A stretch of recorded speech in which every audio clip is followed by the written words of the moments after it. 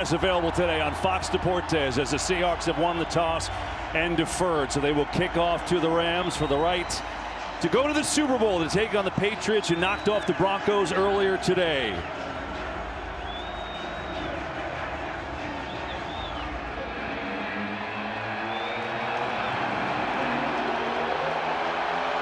NFC Championship game on Fox. Here we go.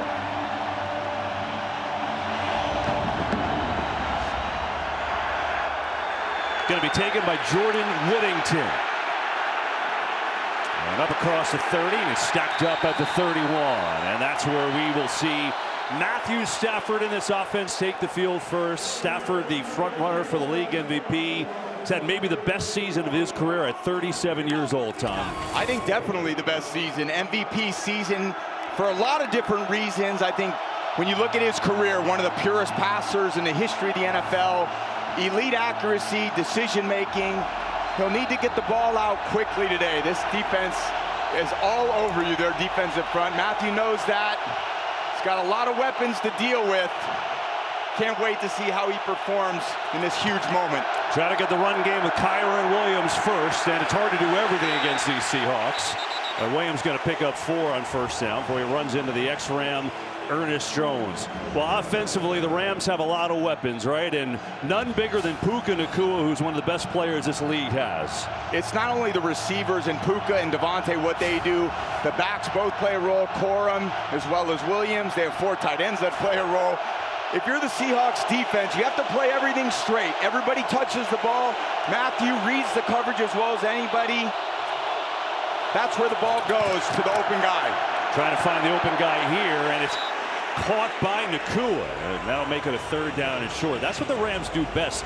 Their 3rd down is always a 3rd and short or medium. They're the best of the league in that. Yeah, let's say their 3rd down percentage is kind of middle of the pack this year. They do such a good job of skipping 3rd down a lot of the times because they do complete a high percentage of passes. But early in the game, you can feel the crowd noise already. It's so tough to communicate. 3rd and short. 4-man rush. Stafford fires Nacua high, and it's incomplete. Good coverage there by Reek Woolen.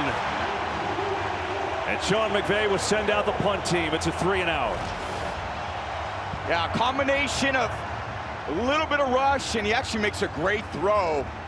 Reek Woolen just underneath it. It's kind of the only place Matthew could throw it. Nacua, I don't think, thought it was coming his direction. A little late to get his eyes on that ball. That makes those catches pretty difficult. So now Ethan Evans to punt it away to the electric Rashid Shaheed, who returned the opening kick for a touchdown last week against San Francisco. This time calls a fair catch and does so at about the 19-yard line. So this #1 defense for the Seahawks does their thing, forcing a 3-and-out, and now we'll get to see Sam Darnold, who came here over from Minnesota and had an amazing year. Won 14 games, and now the former 3rd overall pick has a chance to get to the Super Bowl. He sure does. He's had a very solid season. His teammates really believe in him. He's tough. I know he's dealing with that oblique injury today. I think when I see him play well, he does a great job out of the pocket, staying on the move. Some of the athletic plays that he makes, whether they're designed or created with his mobility, is when he's at his best.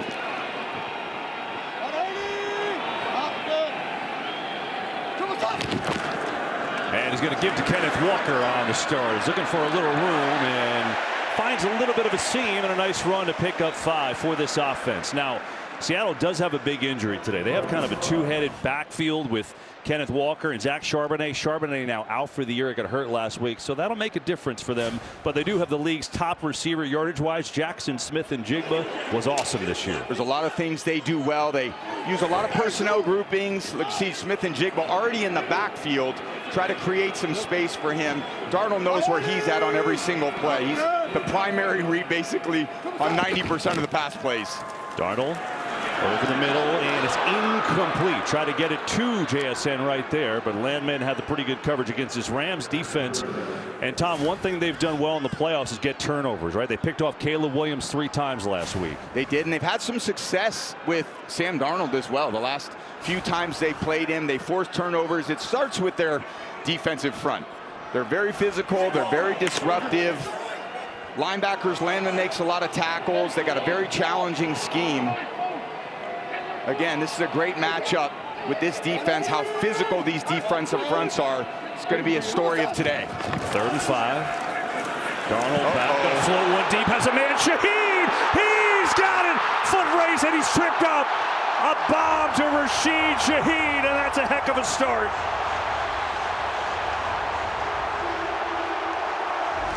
They traded for him mid-season. This is what he does. This vertical element, he's open by 4 yards, and Darnold isn't gonna miss that one early. Williams, a step late on the release. Shaheed blows by him. If you're Williams, you gotta know who you're covering at that point. That's what he does well. You gotta give him a little more cushion. That just ends up being a layup. I know it's 40 yards downfield, but those ones are pretty easy to complete, and a decisive read for Darnold. Get a quick pass outside, and a good move out there by Smith and Jigman. All of a sudden, Seattle is down inside the 10. Let's go back to the big one to Rashid for 51 yards. Yeah, when you're the quarterback and you know you have that speed matchup on the right side of the field, as soon as he's just verifying that the safety's not going to give him any support, and then he makes a decisive throw. Ends up being a perfect throw. That's an A throw right to his, kind of over the top of his shoulder with the right arc and pace. They're looking for some complementary pieces in the pass game. Shaheed, I would say, hasn't had the offensive production, but in this moment, what a monster play to start. Here is Kenneth Walker. Good cut inside. Walker tries to bounce outside, and it gets taken down by Landman after about a 3-yard gain. You know, it's funny, Tom, too. Shaheed and Darnold haven't had the greatest chemistry trying to find that D-ball. He's had explosive plays in the special teams with runs. So it's kind of cool to see they went to that option early. Yeah, and it's interesting, I think, because they run the ball so much, KB, they don't have a ton of pass opportunities. And when you have JSN as your #1 guy, and then you got Cooper Kupp, who's such a great possession receiver and very trustworthy, Shaheed ends up being the 3rd option a lot. So in the end, you just don't get a ton of looks. But when you get it and you take advantage of it, believe me, the quarterback knows he's going to come back to that as well. Walker inside, not much there. And still fighting forward. Still going forward. Walker, how did he get that far? Looked like there was absolutely nothing. Next thing you know, he ends up at the 2-yard line. That's one on about 4 defensive linemen. You know, he's got breakaway speed, but he's got incredible power. It's just an inside run. He flashed the tight end back, dealing with Poona Ford right there, but the legs are driving, kind of senses where the end zone is. Great job falling forward.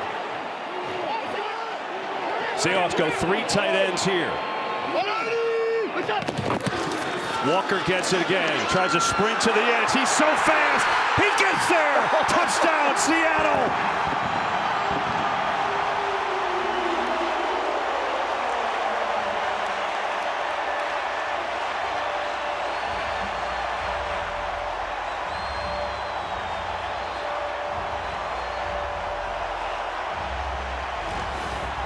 An electric start. There's about 4 unblocked Rams in the hole, and Walker just stutters his feet and then uses his speed to the perimeter of the defense, where he is absolutely at his best, challenging the perimeter. And that's the hard part about this young back. He challenges the width of the field. If you don't have the speed, he's going to outflank you and right to pay dirt. What a start. Seahawks are like, yeah, our offense is pretty good too. Started here with a 51-yarder to Shaheed, and it set up Kenneth Walker, who had 3 touchdowns last week, and he's got one already, and it's 7-0 Seahawks. Is already down 7-0 in one of the toughest places to play in the league. That big scoring drive, they go up top to Shaheed. Kenneth Walker playing in short yardage with the injury to Zach Charbonnet. It didn't seem to affect him. He takes it in for his 4th touchdown already of the playoffs. And now we will see Stafford, how he can answer.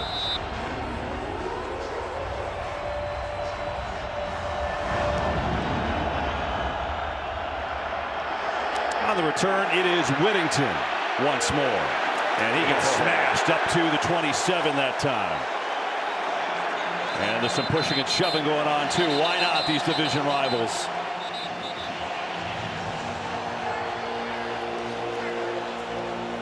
All right, so Tom, these teams played, as we said, twice in the regular season, and they were distinctly different games. The first game was a defensive battle, turnover filled. Second game was a ton of offense. Seattle's already showed you they can move the ball. Curious to see how this one's going to feel early. Yeah, again, it comes down to this first down efficiency.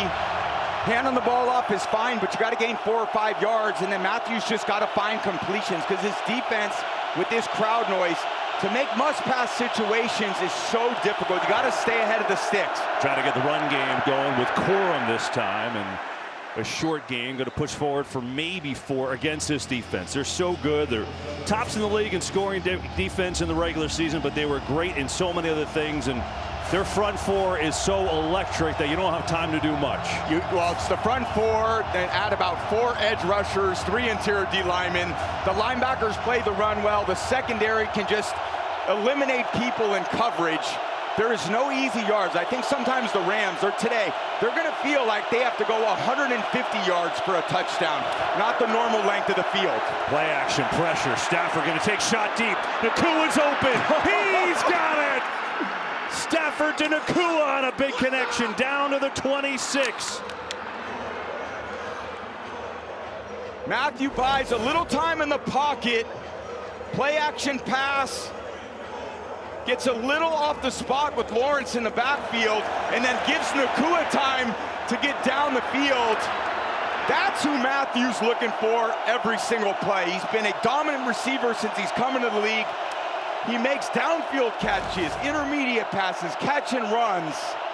He's just been tremendous this year, and that's the play they needed to calm some of this momentum. Now he's going end zone for Nacua, and it's incomplete. He spun away, tried to get away from the coverage down there. And think about this. When these teams met in Week 16, it was Nacua who had the best game of his career, 225 yards receiving in that game. And I got to believe that this Mike McDonald defense, they're honed in on him every play, saying, if we're going to lose today, it's not going to be 225 to Nacua. He's going to have to throw it to other guys. You're going to have to deal with the run game. It's surprised early to see him give up that long one to Nacua. Puka takes a rest here on a 2nd and 10. 4-man rush. Stafford going deep again. This time Davante Adams, who's looking for the flag. Don't see one. Nothing called.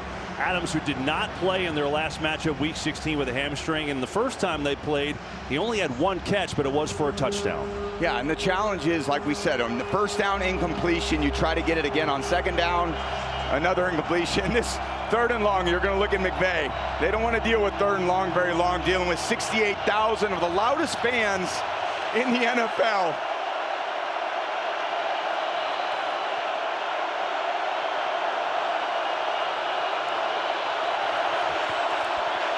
Stafford, time, sidearm throw is low to Nacua, and now it's 4th down and 10. And the field goal unit will come on out. Yeah, an inaccurate throw, and just looking at Matthews' feet, I don't know, for some reason, just a little uncomfortable in the pocket there. And sometimes the crowd noise can affect you a little bit. You know, at 3rd and 10, you understand the quality of the pass rush. The feet get a little awkward, they're moving a little bit, and that leads to an inaccurate throw. So here's Harrison Mevis, who won the game for LA last week with a 42-yarder in overtime. This one from 44.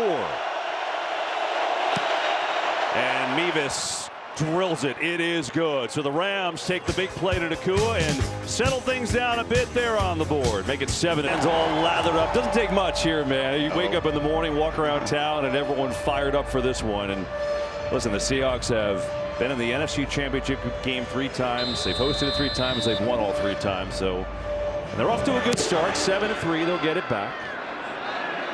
Shaheed will take a knee, and they'll start on their own 35. So it's interesting with Sam Darnold. We talked about his year. You mentioned the oblique, and he didn't have to do a whole heck of a lot last week because every other unit dominated. But to come out and start that way would signal to me that he's feeling all right. I love the opening script by Clint Kubiak. There was such great tempo with their offense. Sam looked like he was planting his feet. A few odd formations with JSN in the backfield, and anytime you're the quarterback and you hit a deep one early, man, it just, you feel like you're 9 feet tall. You got a lot of confidence. You're going to feel like I can make every throw today. It's a great way to start for this offense. Here's Walker again, who got the early touchdown, tries to get around the edge, and then he is hit by a number of Rams, but still fighting forward. He's going to pick up 5. Yeah, and that's the key to their offense as well, too, KB. That outside zone where they just stretch the ball to the outside and Walker can use his speed. That sets up so many other aspects of this offense. When he can gain 5 yards like that, okay, now the defense has to pursue from behind. That's when the play action passes come. So much is set up by just that 5-yard gain. And there's Clint Kubiak right there, who's done a great job with this offense. They're 8th overall, 3rd in scoring, and they do a great job keeping the defense off balance.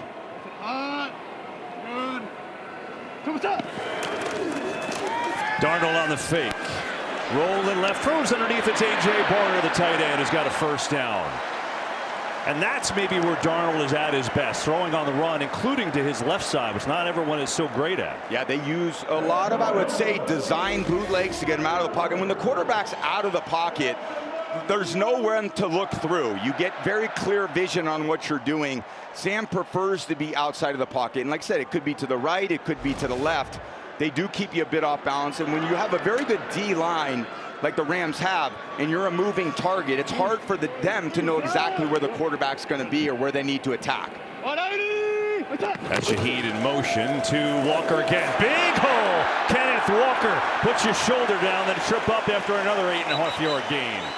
He had a big game against the Rams earlier this year, 164 scrimmage yards, and he had a big game last week with 3 touchdowns against the Niners. Yeah, he was phenomenal last week. I mean, he was the LFG player of the game last week. I mean, that's obviously pretty great. I did notice that. Pretty great award. I know it's not quite an all-pro, but it's pretty close. He's been tremendous, and he sets the tone with his speed, his toughness. It will be interesting with the loss of Charbonnet, who can come in and get some production as well, because it's going to be hard for him to go wire to wire 65, 70 plays today. Call it a 2nd and 2. Give it to him again. And makes a man miss. What a move that was. And all the way down to the Ram 38. He got right around Omar Spates like he wasn't even there. Wow. I mean, make a miss in the backfield. Look at this. The little shimmy right, left. Basically untouched. They're going to need to tackle a lot better than that. When you got unblocked linebackers, that's all the defense can really ask for. But at some point, you got to get them on the ground. Right there, that's another 10 yards after missed tackle. No way the Rams can survive on that today.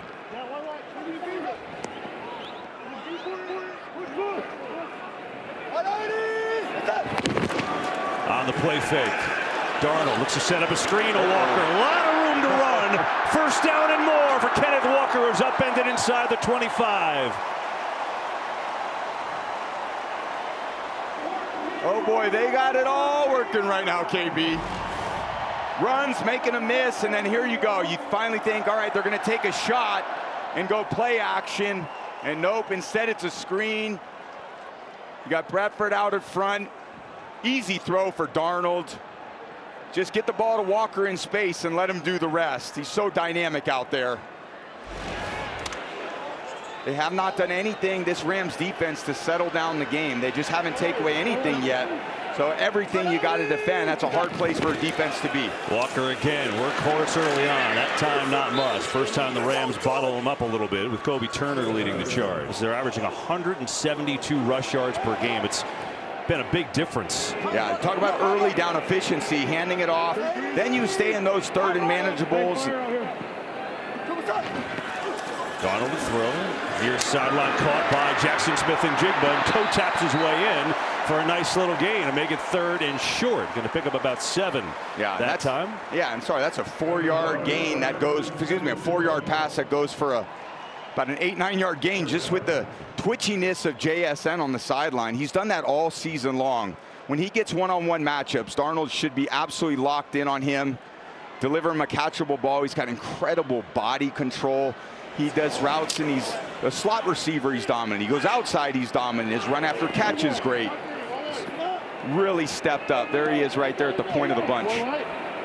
3rd and short. George Halani checks into the game in the backfield, subbing for Charbonnet. Fake it to him. Darnold rolling, looking, throwing. Oh, did he keep it in bounds? He did! Come on! Smith and Jigba, just terrific.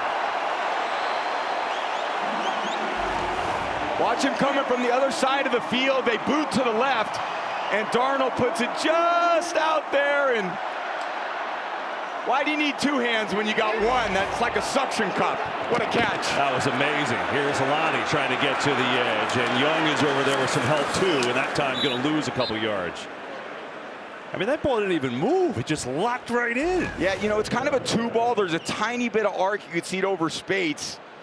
And when he's got that vision and he feels like there's kind of a yard or two of space, the concentration he has, and he hasn't dropped many balls this year, but he's got the length, he's got the speed, man. This guy has come on the scene this year. What a dominant one that he's become. Seattle offense is humming. 137 yards so far in this first quarter. Second and goal. Walker leaping over the pile, and it gets hit back at the 5. There is a penalty flag. First flag of the day so far for Clay Martin's crew. Yeah, maybe a hold on Bradford, kind of toss Puna forward. Offense number 75.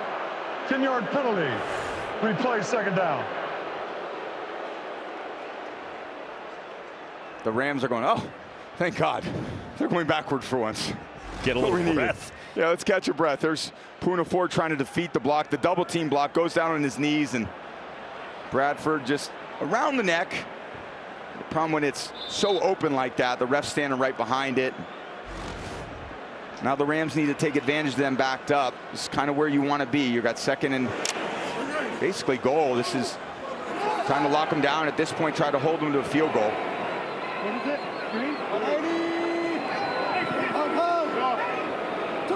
Moved him back to the 19. Darnold looks to screen one bay, comes back with it the other way to Walker, sprints his way inside the 10. But down to the 9 he goes, and that'll bring up third and goal. Yeah, such a great play call there by Clint Kubiak as well. He just understands that now for the first time, the Rams D-line is like, all right, let's be super aggressive. We're going to try to make a big stop. Next thing you know, they take advantage of the over-aggressiveness in the rush, and they lose K9 coming out of the backfield. You thought, God, man, there could be more there. Fortunately, a good tackle coming out of the secondary there by McCreary. Kenneth Walker's got 10 touches in this first quarter already.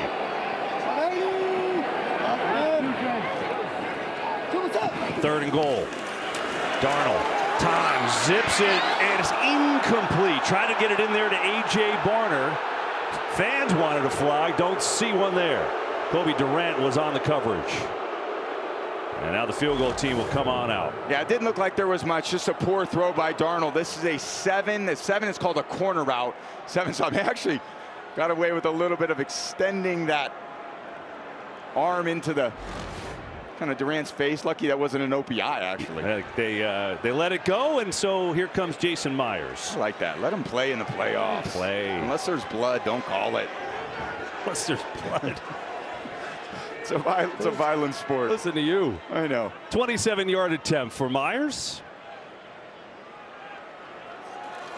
And that kick is up and through. So the Seahawks make it back to a 7-point game. Tom Brady will call here last year, and it basically sums up this game. Maybe not as windy as he said his initial speech, but he kind of forecasted it, and he's done an incredible job with this unit. Yeah, I just think, KB, the manifestation of it is real, and that's part of the visualization of what you need to happen. And then once you visualize it, then you got to go execute. They've done all that since he's got and become the head coach. As Whittington takes it out to the 35-yard line, and really a dream start for the Seahawks, right? Their offense is moving 147 yards at the big play to Shaheed. I think what I loved about when we talked to Coach McDonald this week, he said the 3 phases of the game are interwoven. It's not silo ball. I think the fans need to appreciate that. All 53 guys on the same page every game with a bullseye to hit. That direction comes from the head coach. It's not 3 individual phases. There's no way to beat good teams operating as 3 individual phases within one team. Here's Kyron Williams looking for some space, and there's not much. He's going to pick up maybe 4. Runs into Ernest Jones, the ex-Ram, of course, who was a Super Bowl champ with them and bounced to Tennessee, and now they went out and got him in Seattle. Really has become the stabilizing force. They got him middle of last year, and he's really kind of made this whole D come together. Yeah, leading the team in tackles, all pro. just dominant since the trade. Rely on him to clean up all the dirty work at the second level, because that defensive line, they eat up a lot of blockers. They need people to collect tackles, and Jones does a great job of that. And off here, Williams breaking free. Big run for Kyren Williams up to midfield for him. And the Rams get an 11-yard pickup that'll take us to the end of this first quarter. So these division rivals going at it. Obviously, you can say the play. Maybe you have a check with me. You got to be really clear at the line of scrimmage. The challenge is once you get to the line and the die is cast on the play, there's not much changing, and you need the guys to go forward. There was a little alert, that little sign that Stafford made toward his helmet, and it gives it to Nacua, who runs outside and then gets hit pretty hard, but keep on going. And I think part of it is you just can't layer too many things into the offensive operation. The coach has to kind of think about a successful situation. You can go with one or two plays into the huddle, and there's Matthew. Okay, he's getting to the play that he wants, which this is, I would consider them a perfect play offense. They only want to run plays, which is my favorite style offense, that they are pretty sure that they have an offensive advantage. Not a lot of teams do that. Someone's just call a play in the huddle, and that's what they run. That's why the Rams have been so successful with Matthew. Quick throw, it's Devontae Adams in stride, and a beauty of a throw and catch. Adams down to the 22 and a first down for LA. Great throw, one-on-one with Witherspoon, and that is a lot of hand fighting. Adams is as good as anybody on the release. Stafford, a perfect throw, 1 foot in front of the numbers. A little spark they needed from Adams. They didn't have him the last time they were here in Seattle. They're going to need him to produce. They're going to need Nacua to produce. Their tight ends, the personnel. They have a bunch of guys. They have the operation. Now it's all about execution. Here's Kyren Williams. Tries to get to the outside. He's tripped up. More on the communication, the noise, EA. What do you have? Kev, another thing Matthew was telling me about this week, like right now when they get over into the huddle, you can see him, he actually gets down on one knee. Why is this a big deal? Because since 2015, Matthew told me he's been doing a little lunge, but here in Seattle, you got to get as low as you can go. His center, Coleman Shelton, said, I can hear the play call the lower you go. Started coming off his knee, by the way, because he said he was developing a bone bruise. But in Seattle, he doesn't care. Yeah, welcome to getting old.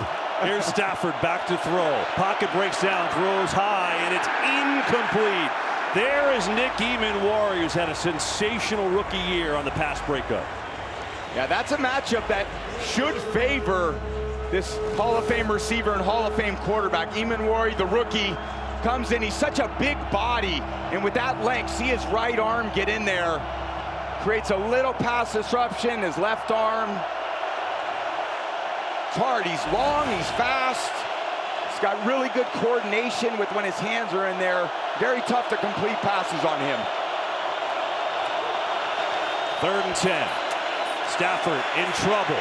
Big trouble, dropped and sacked, ball is out. And they're going to say he was down as DeMarcus Lawrence gets home.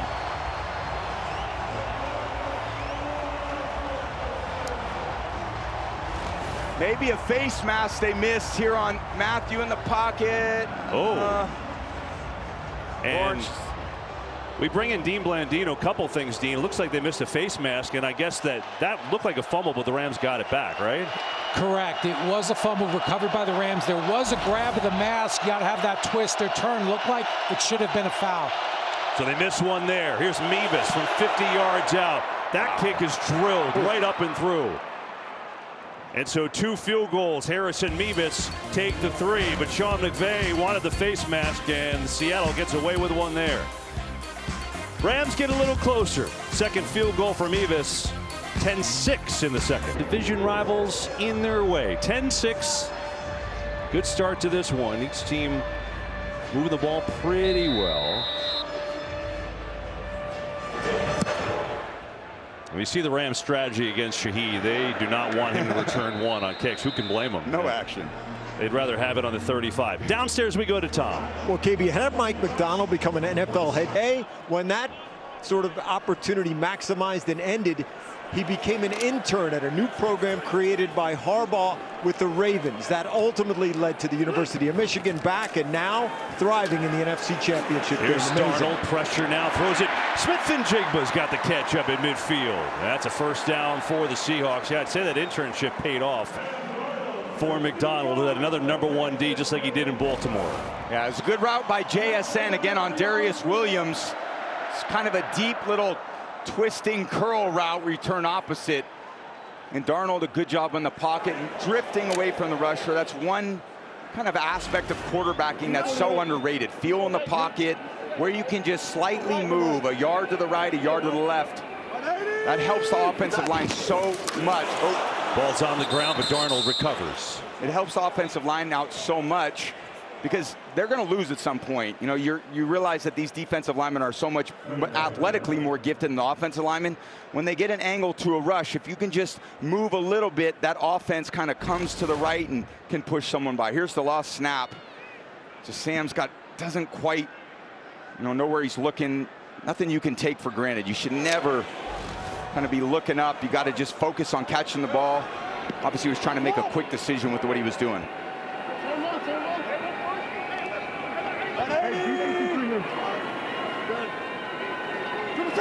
Second and long. Four-man rush. Pressure. Darnold in trouble and dropped.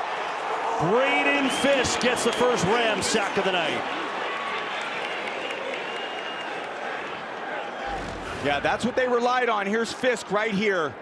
Going over the right side. You got Lucas. You got Bradford.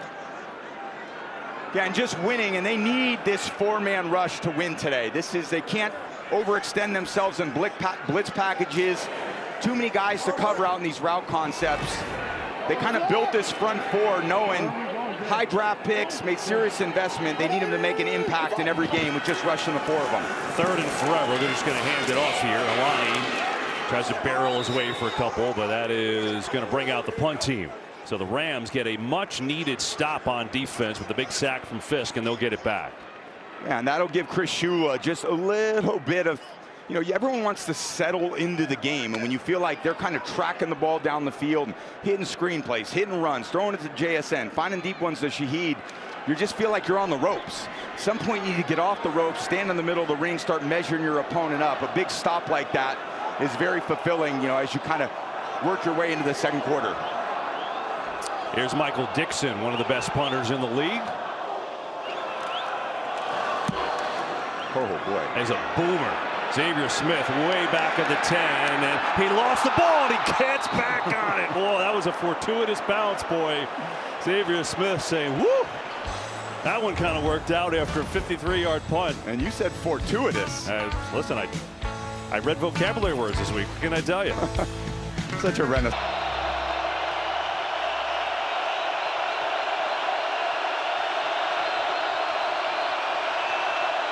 Backed up on their own 13. It's Blake Corum trying to give him a little space, and that will help. He's going to pick up 7 to the 20. Good start to the drive. I know the 7-yard gains feel a lot better than the 4-yard gains. It just puts you in such an advantageous position as you move from second to third down. The call sheet looks a lot different.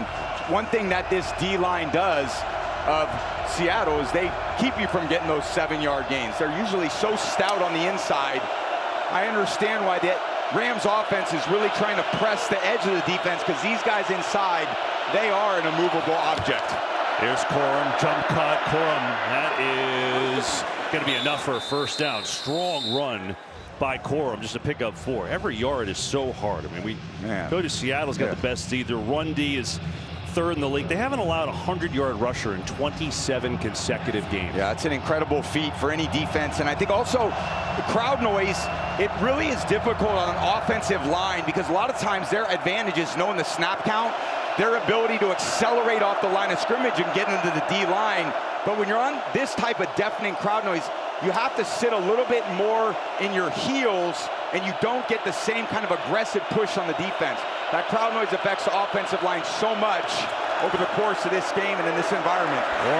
Getting a little bit of momentum now. Another strong run. Going to pick up about 5. These teams played twice this year, and they were both pretty epic battles. Different types of games, but they're so close, right? Rams most points in the league.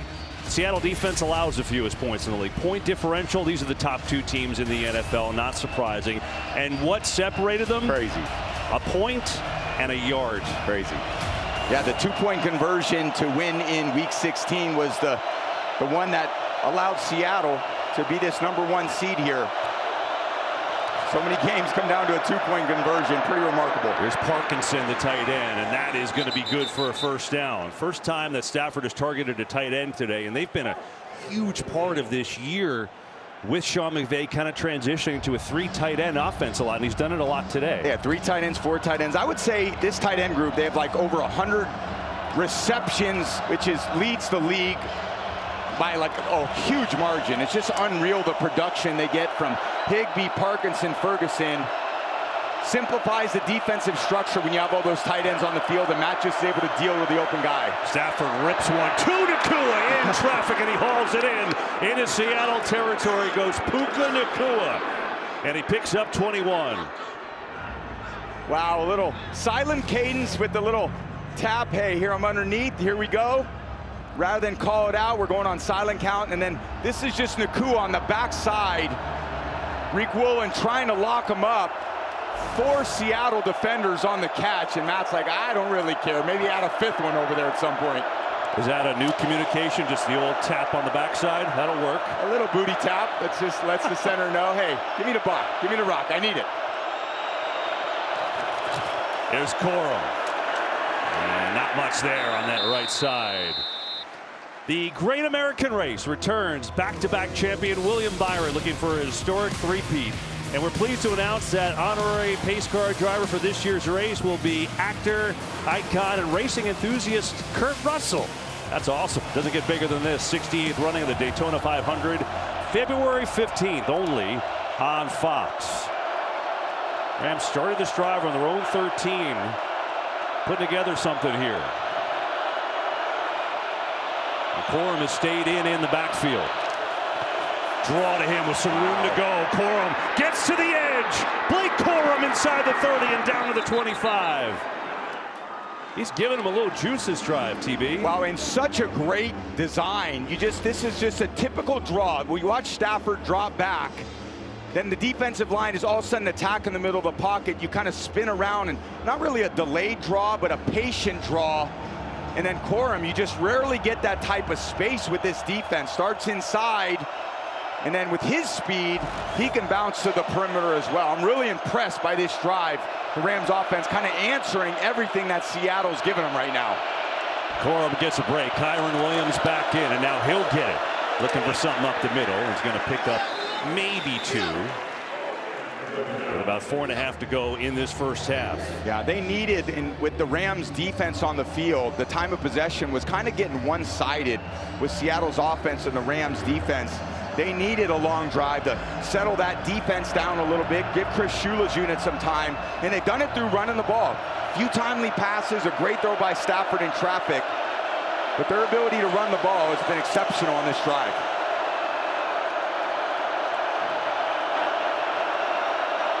There's Puka in the backfield.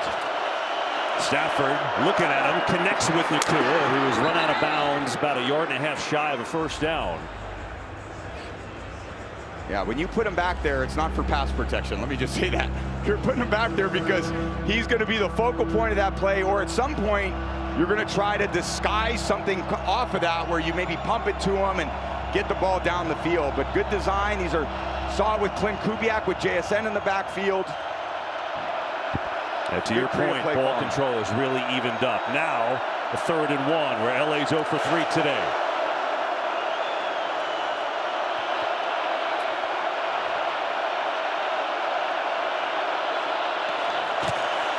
Williams, right side, first down and then some. Chugs his way down to the 11. How about the run game for the Rams coming to life on this drive, averaging 5.2 a carry. Yeah, and that's one aspect where Seattle, we had them against the Niners last week. Seattle's defense just didn't give up anything last week, suffocated the offensive line and the strength of that team, which is their run game. And the Rams, they do enough in the run game. They're very good in the run game, 7th in the run game, but they're really a pass-focused offense.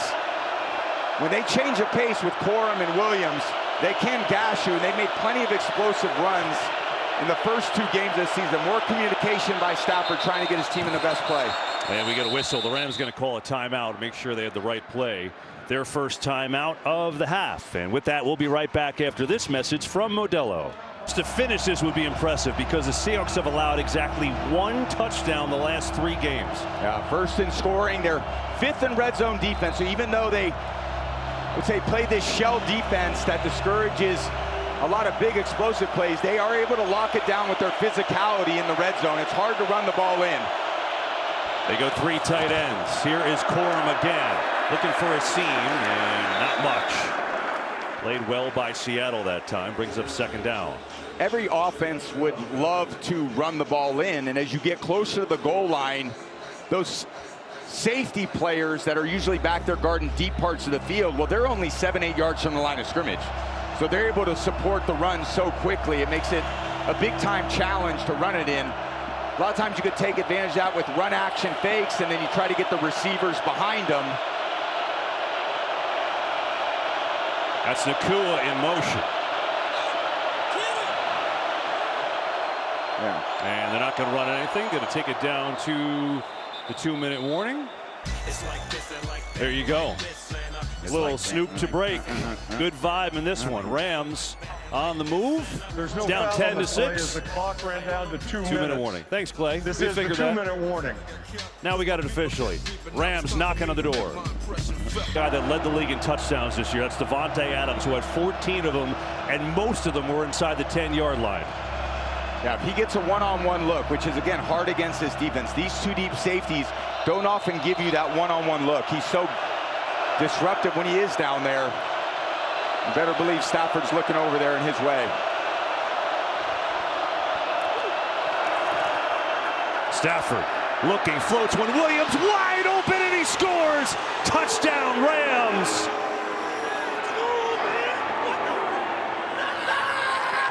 Wow. What a drive, and they made it look easy. It just ends up being slightly zone coverage, but they match the zone, so everyone's going across. I don't know how you lose track of Kyron Williams out there. Poor defensive communication, and I would say you think sometimes the communication only affects the offense. It can affect the defense a lot too. Literally, that crowd is deafening. They don't have the normal type of communication, the linebackers and their coverage on running backs, and they were definitely miscommunicating there. Ends up getting him out of the backfield. Stafford's going to feel it, drift away, and make a perfect throw. How about that drive? Started out in their own 13. Place was going crazy. And then they marched down the field and hit Kyron Williams, and the Rams have their... Great play design by McVay. You see the tight end Parkinson with just a little short motion. Between Emanwari and Jones, they've got to kind of lock up Williams there in coverage. I think that eye candy with the tight end on that flash play. They get a little indecisive. What do they have? And then that's how you just slip out and find an easy one. That's a layup, and that's what good coordinators do. They get their quarterbacks layups. It's a heck of a drive. 87 yards, 12 plays, take the lead. And coming up, the Verizon halftime show. Gronk tried to spike the salmon in the Pike Place Market yesterday. It did not go over well. Oh, no. That'll be quite the splatter. Yes. All right, let's see what the Seahawks have. All 3 timeouts left, trailing for the first time here tonight. We got a run to Walker, and it's not much there. Strung out pretty well by the Rams. You talked about it, that drive, giving their defense a little bit of a rest. How important was it? Well, they just felt like, again, they were on the ropes. It was hard for them to really defend anything. What could we stop? Finally get a little momentum. Okay, cool. We just can stop them on first down, and we can settle into our pass rush. It's kind of what this defense needs. They've got to, in some ways, make you one-dimensional, but that means you've got to play physical on early downs to stop the run, to earn the right to rush the passer, and that's where you need Sam Darnold in the pocket. And again, with Smith and Jigba back here, that's the primary target on this throw. Looking that way. Not there. Darnold over the middle. Tipped and incomplete as he tried to hit Cooper Kupp, the Super Bowl MVP with the Rams, but Kobe Durant all over him. They got Njigba coming out of the backfield, and that's one way you deal with them. Try to butch them from the defensive end, and then it really takes Darnold to the other side of the field. Durant kind of locking up Cooper Kupp. Tight window throw. That's what this defense is trying to do. Force you into contested catches. See if Sam can make accurate throws into tight windows. Good defense. Rams show blitz. They come with it. Darnold has to get rid of it. And it did too quickly, and it's incomplete. Holani, remember, that's not Zach Charbonnet, who's out for the year, got hurt last week. That's George Holani.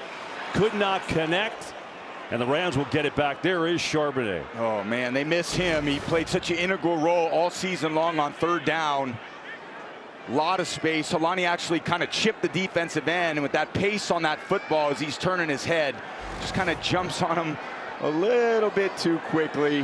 That's how those balls get batted up in the air. Now all of a sudden the Rams, with plenty of time, will get it back with 2 timeouts. They rush the punter, and there is a penalty flag too. Let's see what this is going to be. And there's a catch by Smith. We'll go back to the flag. Yeah, they went for the punt rush, and they end up getting the holding call. Stewart gets held. So it's going to be on Seattle.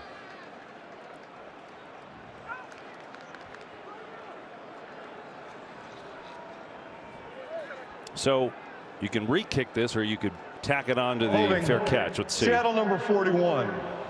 The Rams will add 10 yards to the dead ball spot. It's 1st and 10. Timeout. They get Chris Stoll on the penalty, but the Rams all of a sudden have grabbed the momentum here in Seattle. That's the penalty right there. Might have saved the block punt, actually. Definitely did, KB. Might be a worthy 10 yards. Rams have it, and they're up by 3. The Rams really had a finish to this first half and get another chance. 1:33 to go, 2 timeouts for them, and they're up 3.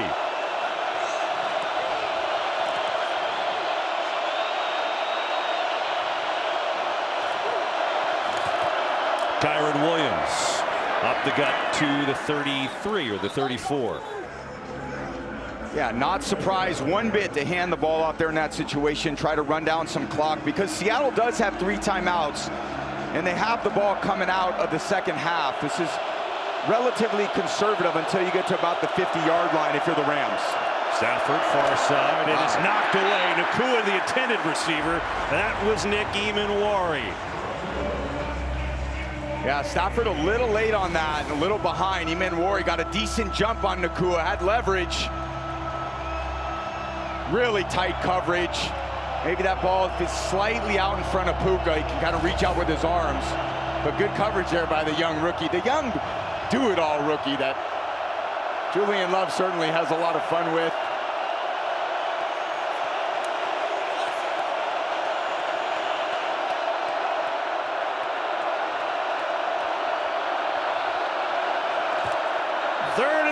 Pressure in Stafford's face, taking a shot for Nacua. No, there's no play. Knocked away, but they blow this play dead.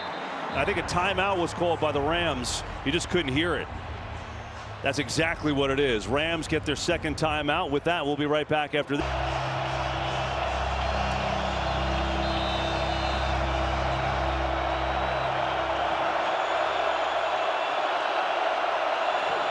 Third down, 4-man rush. Stafford time, throws, and it is incomplete. Emanwari again. That's a heck of a series for the rookie. Wow, pass breakup on Nacua, pass breakup on Adams. There on the halfback. What a great young player he is. There he is right there.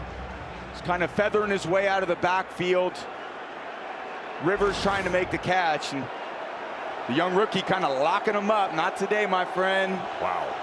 He's got 3 pass breakups today, and now Seahawks with all 3 timeouts get another shot. High kick from Evans. Shaheed has to fair catch it. That was well done on the punt. And so Seattle has 54 seconds, 3 timeouts, trying to get in field goal range or maybe more, but it's the Rams with the lead. Seattle D with Nick Emanwari leading the charge gets it right back. 3 timeouts, 54 seconds ago. And you see how hot they started, but they've cooled the last 2 drives.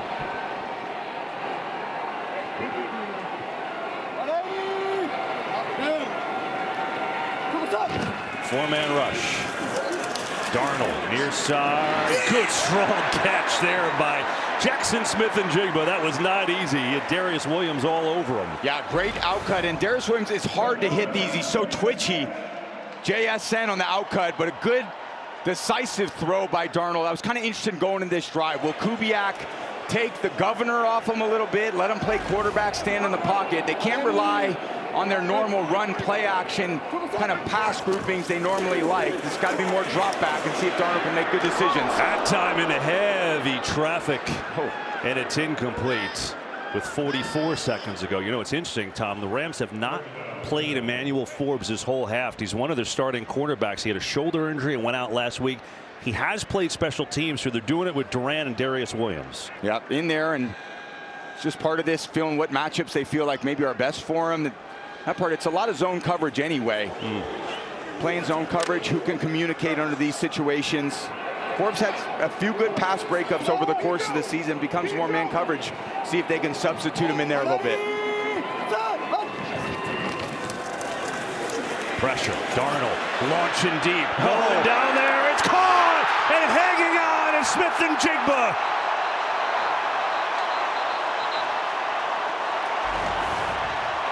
Yeah, all about the route.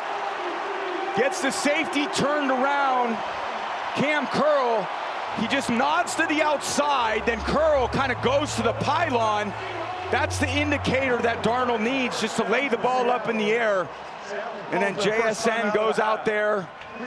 Got a good clean hit there by Cam Curl. You see it right here. JSN, that nod to the outside, and then back to the post. Just takes a little bit of time. And that's one thing that Sam has done a great job all year. They create a lot of explosive plays in the pass game. I would say they're much more explosive than they are surgical. But Sam's played a great half thus far. 10 of 15, 182 yards passing. For a defense that has really had their way with Darnold, he's responded in the biggest game of his career. Sure has. They used their first timeout, so plenty of time.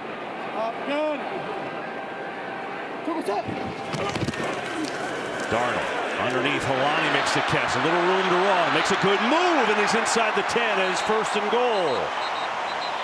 So there's the fill-in for Charbonnet as the Seahawks call their second timeout.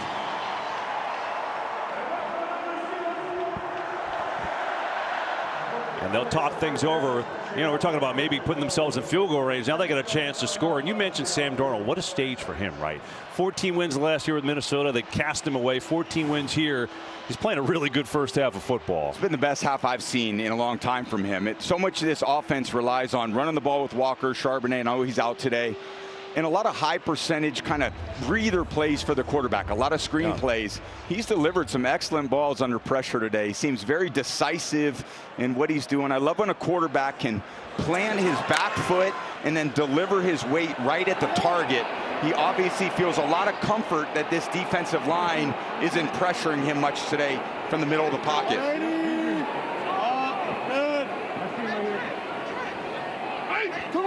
And we get a flag. This play blown dead.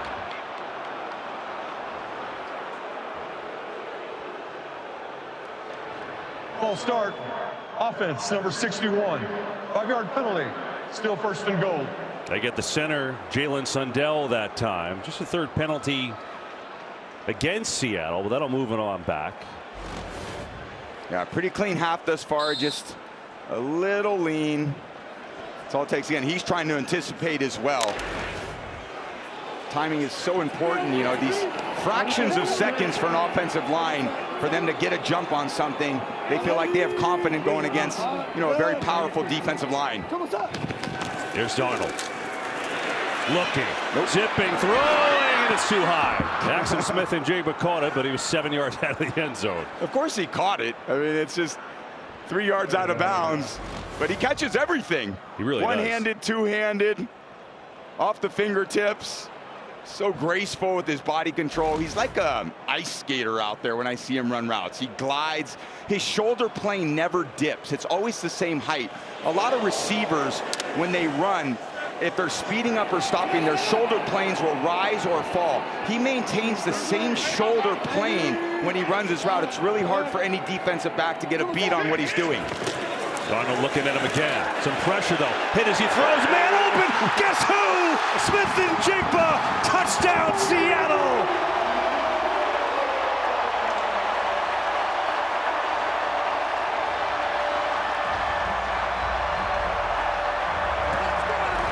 They get enough time in pass protection. Smith-Njigba in the backfield. They get enough time for him to kind of stand in the pocket, wait for that to develop. He comes out, Cooper Kupp takes the underneath part of the coverage, and I just don't know how you lose track of JSN. When he's in the backfield, he is the primary receiving target. All the alerts have to come up for the Rams defense, and in that case, none of the alerts came up, and that's how you can fair catch the ball in the end zone. Well, here's an alert. He's got 7 catches for 115 yards and a touchdown in the first half. Well, that was an impressive drive. Yeah, and Darnold knew exactly what he was looking at, just trying to verify that the coverage is going to go underneath and also to the middle of the field. No one there on that 7 route called a corner, a pylon. Everyone calls it something different. Tomato. In that case, lob it up to the end zone and lets the 12s get fired up. And Matt's like, oh man, I like the easy ones, not you, Sam. They're like, come on in here. Wow. Led the league in receiving. He has been outstanding this year, and this has been going on. There's been some chippiness here today. So that is not a surprise considering how tightly contested these games have been with these two teams. How about the drive, though? 6 plays, 74 yards, couple big plays, of course, to that man, and it took 34 seconds. Yeah, great point. I think the biggest problem with that is not the defensive, it's what happened on offense with the Rams. They had the ball with 1:30 left in the half, and when you give the ball up, you're giving them, the other team, an opportunity to come down. The #1 goal when you have the ball toward inside of 2 minutes is how do we make sure the other team doesn't touch it before the end of the half? There's Rivers with 15 seconds to go. Yeah, the worst case you want to go into if you're the Rams was 13-10. But because you didn't execute on 2nd and 3rd down, now you punt, now the defense is back on the field. Rams won't have any time at this point with 15 seconds and 1 timeout to advance anything. They should basically just kneel on it. And now all the momentum, they're going into half feeling like we played a really good half. We should be up 3 points. Instead, we're down 4. And we got to punt the ball back. We got to kick the ball to Seattle to start the 3rd quarter.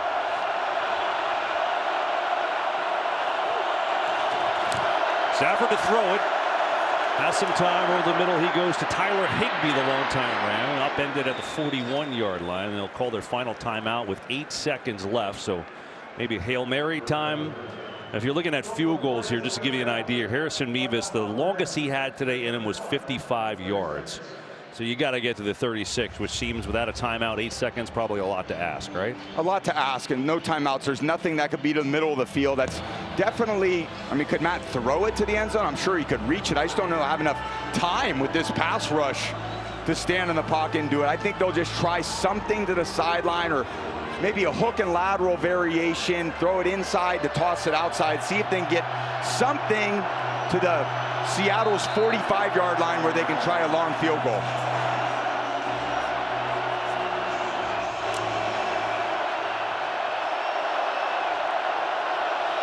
I'm here to tell you that 112 decibels is pretty loud. And now Seattle's going to call their final timeout. Yeah, they call them the 12s because on a scale of 1 to 10, they're as loud as a 12. Yeah. It is exhausting. It's like you can't hear your own thoughts. Even us up in here, we got headsets on, and it's like blowing out my eardrums. I feel like we're at a Pearl Jam concert, not at a football game. So it always is here. Jackson Smith-Njigba. You know, it's you watch him in his explosive first half and think about it, right? Seattle made some moves this offseason, obviously to bring in Darnold, to bring in Clint Kubiak, but they move off of DK Metcalf. They move off of Tyler Lockett, who are Seattle mainstays, and it kind of opened the door for JSN to explode and really turn into the dominant receiver. He's been great since he came in the league, but not to this level. Yeah, and that's the vision that John Snyder had. When you make those moves and you get rid of some players that maybe you think are ahead of them at the position, you got to understand younger players are time for them to step up and elevate. All right, 8 seconds to go, no timeouts. It's only a 3-man rush. Stafford. Oh no. Now is in trouble. Clock winding down the road. No. He's going to slide down. That's going to do it for the half. And they're going to say he was down. Seattle's picked up the ball. They say he's down. This play is over. Even Warren is going to rightfully just take it back. But That will end the half. He was clearly down, and it takes us to the break with a 17-13 lead for the Seahawks. And tonight's precision coverage brought to you by GMC. Actually getting the ball here to start the second half. So just poorly managed and poorly played execution-wise by the Rams, that after they weathered the storm, they kind of let the storm creep back in. It's very frustrating for the Rams sideline. Short kick, it gets by Shaheed. Well done by Mevis, because now they'll get the ball on the 20 as we go downstairs to Aaron Andrews. And I started off with head coach Sean McVay about what to do in terms of disrupting Sam Darnold. He told me we just simply have to get him. We have to get him off the spot. If we have a chance to get the ball, which he thought they did a couple of times, we got to go try and get it. In terms of Jackson Smith and Jigba and what he did there in that first half, he said the guy is an absolute stud. You bet we talked about it. We got to find a way to stabilize him. And offensively, he wants to see sustained drives, run the ball efficiently, and finish when they're in the red zone. And of course, he screamed, "Let's go!" Oh, I figured. And Emmanuel Forbes, the starting cornerback, on the field on D for the first time tonight. So there's a run game for the Seahawks, and they get it to a couple of yards that time. We go downstairs to Tom Rinaldi. Well, KB, Mike McDonald said it was a great job by the offense to score there in the last 2 minutes, but they need to continue to stack plays together and build on that momentum in this drive. Defensively, he said, the Rams showed more 12 personnel than they had before. We need to adjust to it, went on first and second down, and put more pressure on Stafford. Finally, his message, we're right where we need to be, where we talked about being. We need to continue to play together and for each other. Certainly have done that so far. 2nd and 5. 4-man rush.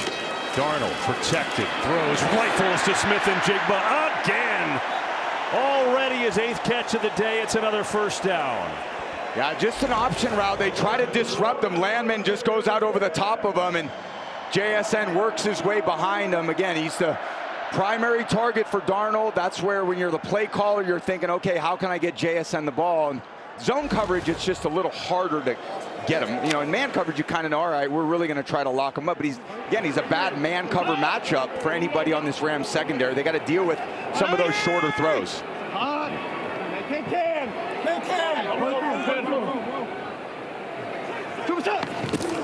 Fake pitch. Pressure on Darnold. In some deep trouble and just gets rid of it. Boy, Jared Verse. But a nice first half and heavy pressure. You know, Sam Darnold still dealing with that oblique injury, so they're trying to take care of it. They got the heat wrap on there, and tell you what, Tom, he doesn't look like it's affected him one bit. Thought he's throwing the ball excellent today. He's kind of dealt with it and shrugged it off, and everyone's dealing with just different bumps and bruises. The oblique's a little different for a quarterback because those are very important to the rotation when you're throwing. He's a little bit cautious this week, but I think once that adrenaline gets going, as soon as you kind of get out on the field with your teammates, you're able to just cut it loose and rip the ball down the field like he's done today.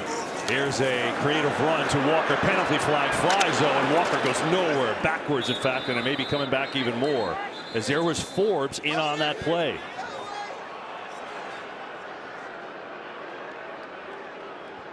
It looks like they're going to get another hold on Seattle. Rams don't have a penalty today. This will be the 4th on the Seahawks. Holding, offense number 76. Penalty is declined. Result of the play is 3rd down. So I think people at home are like, why is Jackson Smith and Jigba open all the time? It's not as simple as that, though, right? No, it's definitely, and it's hard for a defensive coach like Coach Shula to really know where he's at. He lines out wide, he's in the slot, in the backfield, and coverages that you call to take him away if he's out wide would be like a version of cover 2 where you have safety help over the top. But if you line JSN in the backfield in cover 2, that's where he's working on linebackers. So the creativity to move him around allows him to be a primary target and really throws the Rams defense off. There's no bullseye to hit with him. Darnold, pressure again, steps away, and he's sacked. Rams get to Darnold for the 2nd time. You heard Aaron talking about it, and they grant McVay's wish. Yeah, they had some downfield routes, so it's nothing that's, you know, phenomenal here. It's just a bunch of power rushes. Landman over Halani. You got Fisk going through, Kobe Turner there. You know, you got these guys going downfield. You just need a little time for him to step up. But when that's just kind of a little bit of an avalanche at the quarterback's going to be unsettled. And It's a good job not making a bad play worse by Darnold. Just take the sack and let the best punter in the league come out and change field position. That's what they'll try and do. Beautiful spiraling deep kick. Smith, who bobbled up before. He lost it. Seattle recovers.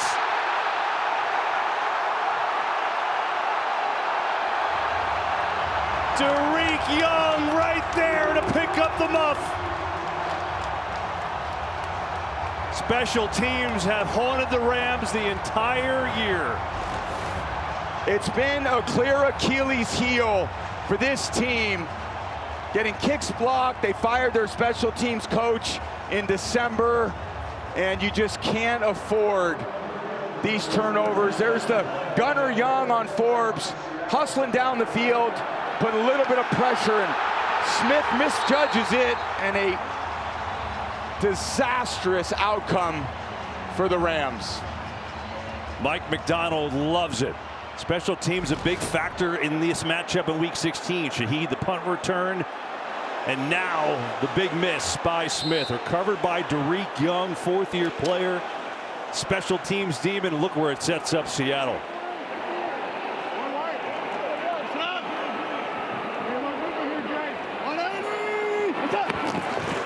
Darnold to throw.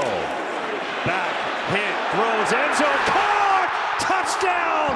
Jake Bobo! It's his fourth catch of the year.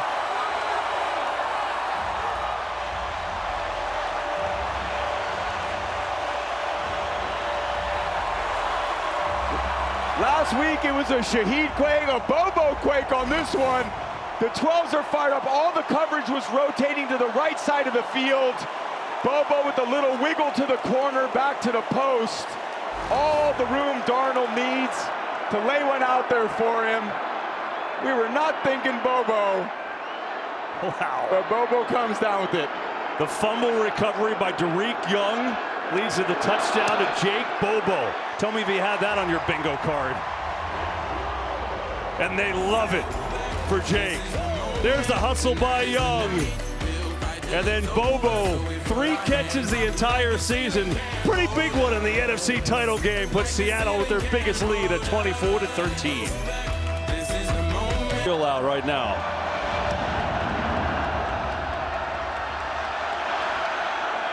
Here's Whittington on the return.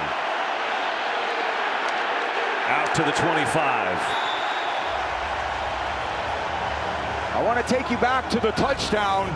You just see from this side, they bring the corner Forbes, and the rotation of the coverage goes to the right side part of the field. And then you have a little corner post by Bobo, freezes Durant, and there's nobody in that entire blue part, middle of the end zone. Durant just kind of hung out to dry. If you're not going to get home on those pressures, there's no way for the corners to cover all the width of the field, all the length of the field. It's just a great throw by Darnold and a great job by Kubiak dialing that up. Now it's Stafford's turn on play action. Floating one deep. Parkinson, beauty, and he's still on his feet. Parkinson down inside the 40. The former Seahawk has had a career year, and he makes that catch and into Seattle territory. Oh yeah, lucky they got Sean McVay on their sideline, Matt Stafford playing quarterback, Puka, and then you got Parkinson on the deep over route. And when you feel that Job undercut it, Matthew knows if I just put a little 2-ball, which is a little arc and a little pace, I can drop it over the top of the undercutting defensive back. Yeah, no love lost. Oh, I love miss club. Let's get physical, physical. I didn't have you singing Olivia Newton-John on the broadcast, but here we are, as they're going to give it to Corum for a couple of yards. Yeah, just back to Parkinson. It's really amazing his emergence this year, right? Former 4th rounder for the Seahawks. His previous career high was 2 touchdowns. He had 9 or make it 8 this year. And he's just shown you everything. And by the way, I don't know if you could tell on TV, he's a huge human being. He's 6'7", 270. Big man with a big catch radius. That's what he needed there. Parkinson has kind of been known as a blocker throughout his career, but when they started using all these heavy groupings, 3 tight ends, he gets out there in pass routes, and he's an incredible season. 43 catches. Continues the production from these heavy groupings that the Rams do a great job keeping the Seahawks off balance with. Stafford now lets her rip far sideline. Devontae Adams Adams is down inside the 5. A dart from Stafford. What a throw for 29 to Davante. I mean, the throw, the route, Davante with the twitchiness running by Job at the line of scrimmage. Stafford's going to be decisive all the way when he sees Love move to the middle of the field. He knows he's got a true one-on-one, and that's why they brought Davante Adams in. You get one high defense, one-on-one, you've got to win. He's done that his entire career. Huge play for the Rams. They go 3 tight ends again here. Stafford looking to throw. Floats one end zone. Adams is in. Touchdown, LA. That is some answer. Unbelievable, Davante. His twitchiness that you saw in the release on the downfield there. Watch this one. The little wiggle back to the corner just puts Reek Woolen in pursuit.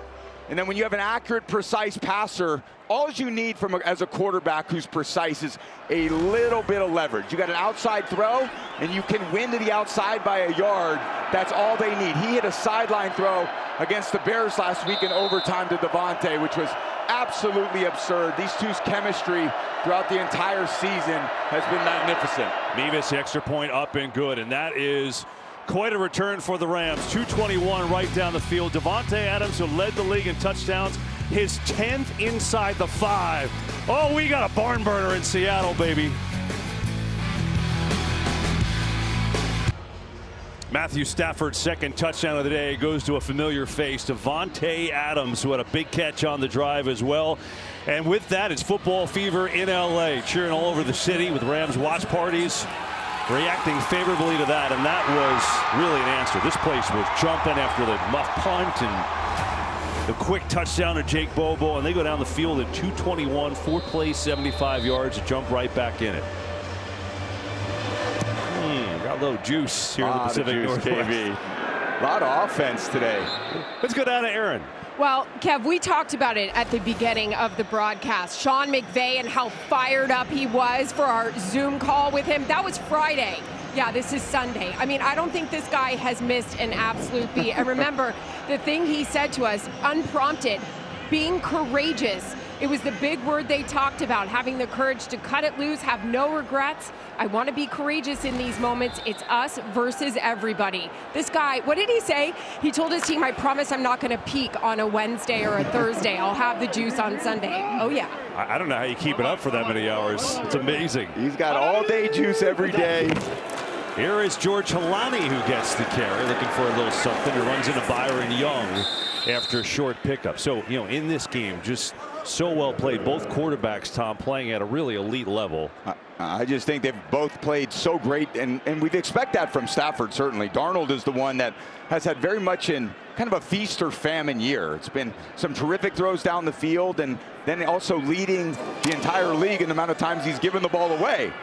So the Rams have been counting on that, him to throw the ball into tight coverage. He's just done a good job protecting it, forcing the Rams into a lot of long drives.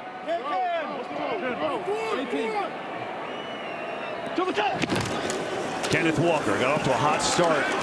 Been held down together since. Nothing there. He had 35 yards first 2 drives.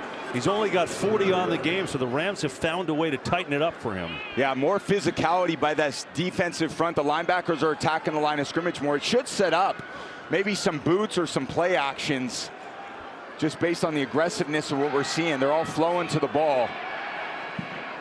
But when you're in 3rd and 9, nope, now it's drop back pass, and both teams are struggling in this area today. Seattle 3 of 7 on 3rd down, not terrible, but 3rd and long is a tough place to overcome. Darnold, time, wide open, and that's going to be good for a first down. It's Cooper Kupp. And the Coop chance, the former Rams Super Bowl MVP, his first catch comes at a good time, and it delivers a first down. Yeah, nobody out in the flat. You know, leaving Cooper Kupp, or the one thing he does do a great job still is finding spots in zone.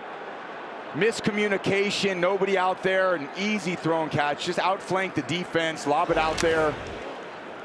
Coop couldn't believe he was that open.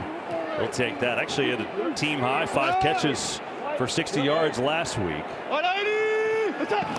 Pick up a 3rd and long. Here's Walker. Looking for a little seam, and they don't need much with him barreling through for a first down. He's got 11.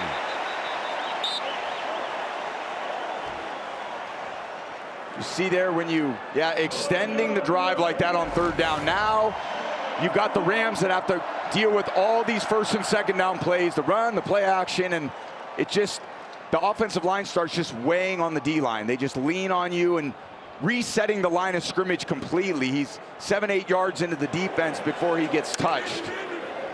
It's an important part of all these drives is getting the first down, converting the third down, and now you get right back into the high volume of offense that you can run. It's a long run of the day. Here's Darnold, protected, throws underneath, and it's complete. That's Halani that time out of the backfield. He's going to pick up 9 more.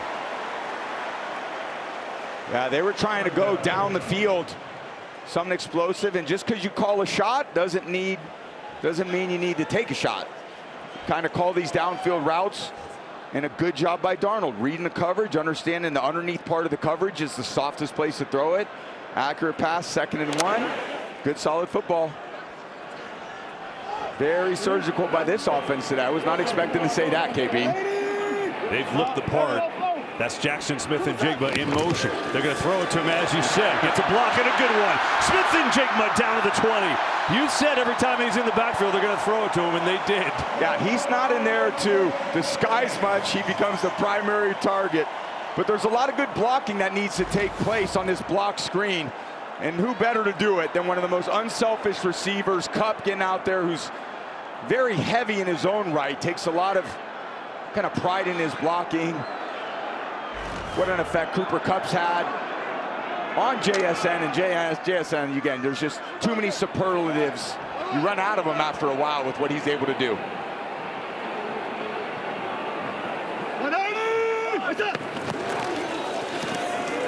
Darnold on the fake.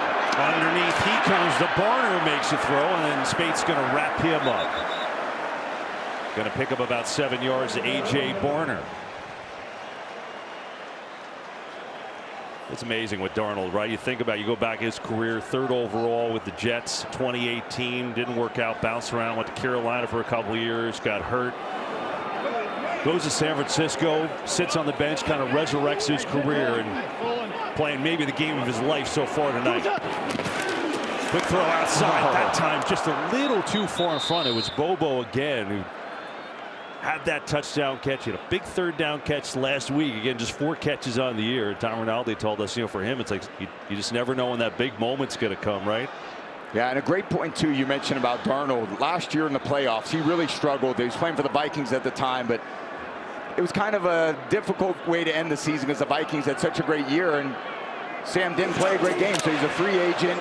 John Schneider comes in, says that's the guy we want. They target him, and he's made the most of his opportunity. Hasn't been perfect this year by any stretch, but they love that he's a real football player. He gets in there and relates to his offensive line. He's done a great job. 3rd down here over the middle. Cooper Kupp, it's in! Touchdown, Seahawks!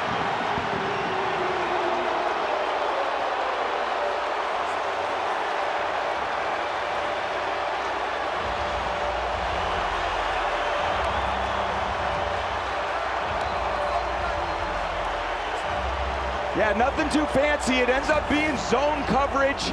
The inside gets cleared out, and then Coop just feels the sweet spot in that zone. Darnold kind of looks to the left, opens up that voided zone a little bit. See the eyes get wide open when you see the receiver, and again, a decisive throw, perfect accuracy. Another great play by Darnold in the biggest game of his career. Kupp against his former team, who he led to a championship. And the 3rd touchdown pass of the night for Sam Darnold, who was feeling it pretty good. Seahawks answer back. Now it's Stafford's turn. Back and forth we go from Seattle. Got to see Chev on the field. Absolutely. Took a picture with him. Got a great picture, and there's such an orchestra behind the scenes, and certainly KB and I get to be the microphone for this amazing crew that we get to represent, but everyone is so valuable, and we love you all. Great job, and congrats on your retirement. All right, Seattle. Big time answer. Rams get it back, and now tonight's Next Gen Stats powered by AWS. Seattle's playing a lot of man on defense, and the Rams have responded, but first there is a flag, and let's see what this is before we show that. But Seattle's played the most man ever under Mike McDonald since he's been here, which is an interesting development. Now let's see what Clay Martin has for us.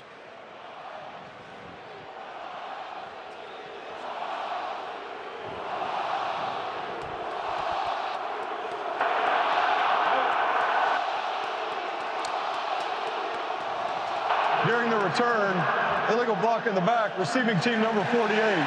10-yard penalty. It's 1st and 10. We'll wait on next gen. Let's look at the penalty first. The first on the Rams all night. Yeah, Spates just giving Bobo a little bit of shove. Nothing in the back, and no need for that. That's frustrating, and now you're starting in the shadow of your own goalpost against this defense to go 87 yards or whatever it is. 83 yards, I don't know. 7, you got it. Not a math major. You did it. No, it is. It feels like 200 yards. I said that earlier in the game, the way this defense is playing. Stafford going to go deep to Davante Adams, and he gets a lot of it right there.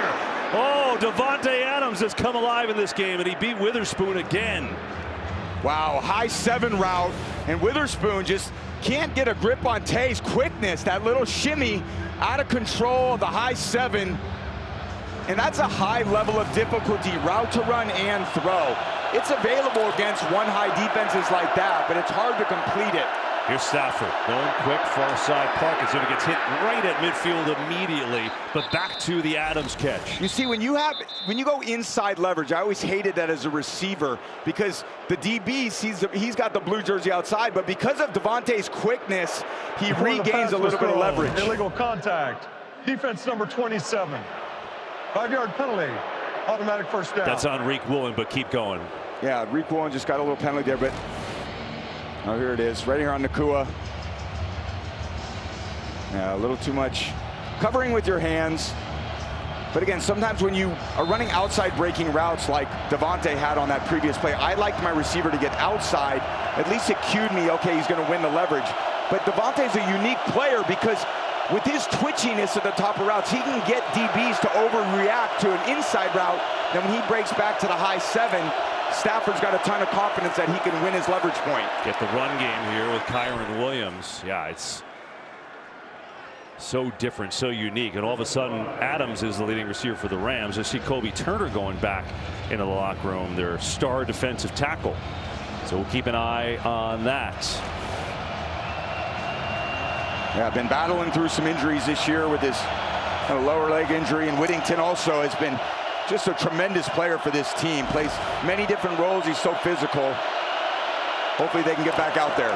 Play action. Stafford protected. There's a flag, though. This may be a hold. Here's Williams, who is going to go down, but feels like this one's on the Rams.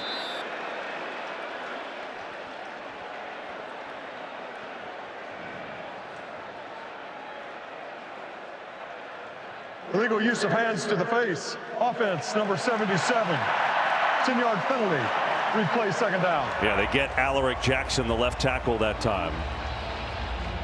Yeah, they got to the line pretty quickly, and here he is out there rushing on Derek Hall. Just gets his hands a little bit extended to the face. Slows it down. They try to kind of rush after they hit that big one to Adams. It's like, all right, let's get to the sideline. Let's get on the ball. They're on the ropes a little bit. I like their ability to use tempo, but now they go backwards, and the 12s are back up. Their juice is flowing.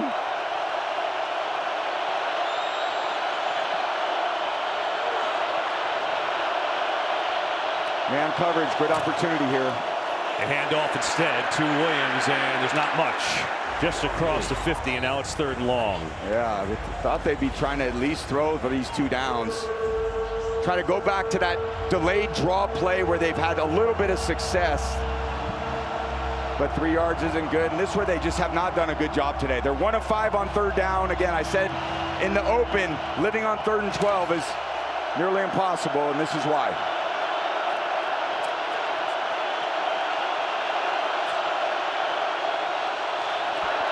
Pressure. Stafford steps away, throws, and it is nearly intercepted by, well, that was close. Reek Woolen had his hands on it. It's incomplete. It's 4th and long.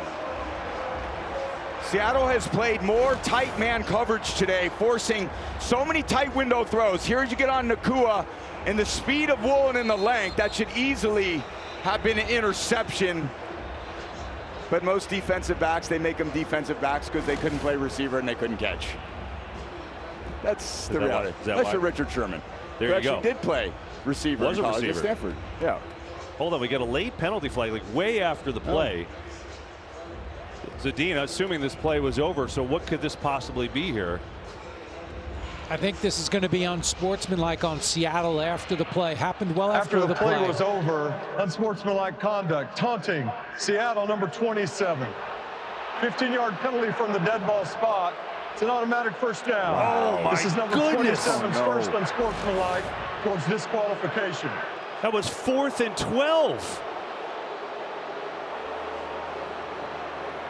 And you see he's yapping at the Rams bench, Dean. Exactly right. He's going at the Rams bench. That's directed at an opponent. That's a big penalty because going 4th down, now it's a first down. That is unbelievable. 4th and 12. Rams will take it.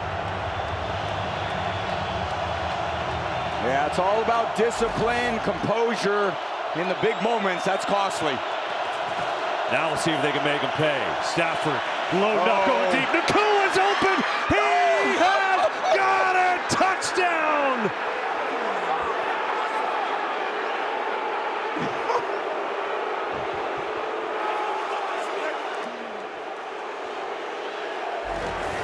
He goes right for him. Back to Woolen, who just got the penalty.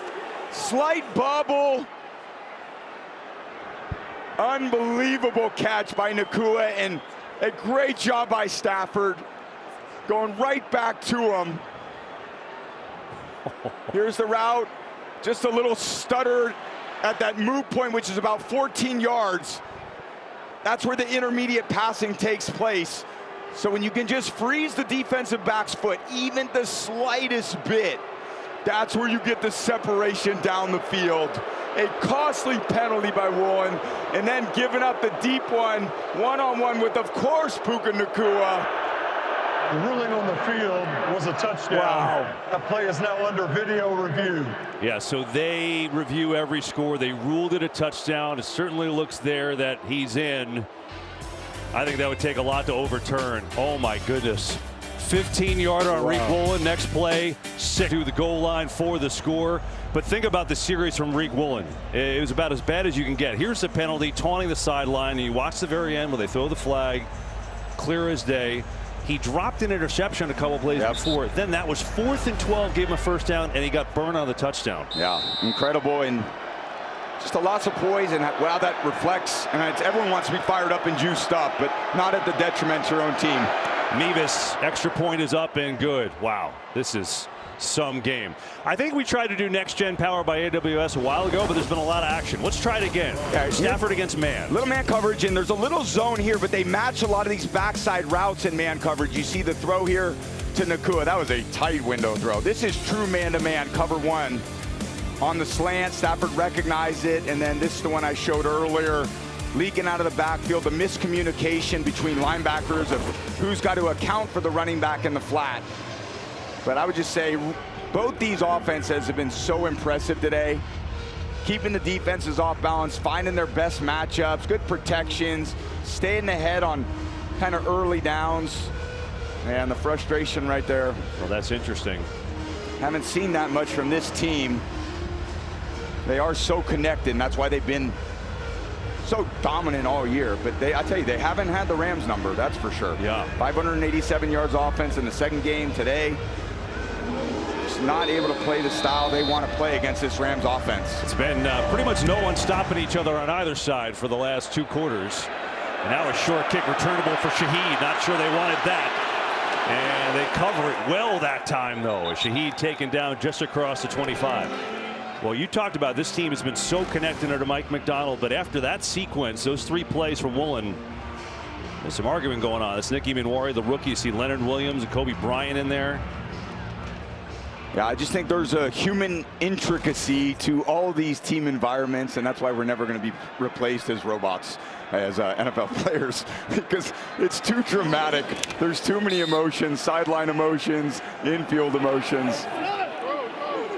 Such a great game, and all the details matter, KB, as they say, and you never know which one matters until the game's over. That's why they're all important. Here is Shaheed on the end around, gets away from one Ram and then played pretty well by Los Angeles that time. Quentin Lake had his eye on it. By the way, the Rams maybe without one of their best players, at least for a moment. Kobe Turner, we showed him going back to the locker room. He's got a cramp issue, so questionable to return right now. We'll let you know if he does. Man, I was just not expecting a high-scoring game through 3 quarters, but because there's been very few penalties, good pass protection, and both quarterbacks have played tremendous today. 145 rating for Stafford, 143 rating for Darnold. I love seeing good quarterback play, and really a lot of great play calling, both from Kubiak and McVay. 2nd and 10. Here's Darnold. Pressure in his face. Runs away from Desjuan Johnson to replace Turner, and he throws it away. So Desjuan Johnson, who came in for Kobe Turner, gets the big pressure there, and it's 3rd and long. Yeah, they haven't had much today in terms of wins to the middle of the pocket. There's Johnson right there just flushing Darnold. Darnold's a good job making kind of not a bad play, not worse, by just running out of bounds. But they need some of those quick wins in the pocket. Now you get him in 3rd and 10. Now he's got to play quarterback from the pocket. And this was where their defense can really be super aggressive. Maybe a screen pass to take advantage of some of that aggressiveness. No, not an empty formation. You're not doing it. Seattle 5 of 9 on 3rd down today. They've been pretty good. Blitz coming. Darnold sees it, gets rid of it, complete. Walker. I think he got it. Where do they mark it? Ooh. Very close. What's the call? They say he's got it. Wow, just a little outcut. Man-to-man coverage on Curl. And great effort knowing where it is. Curl's got him inside leverage, so of course the outside breaking routes are where you want to throw it, and it's just too much separation.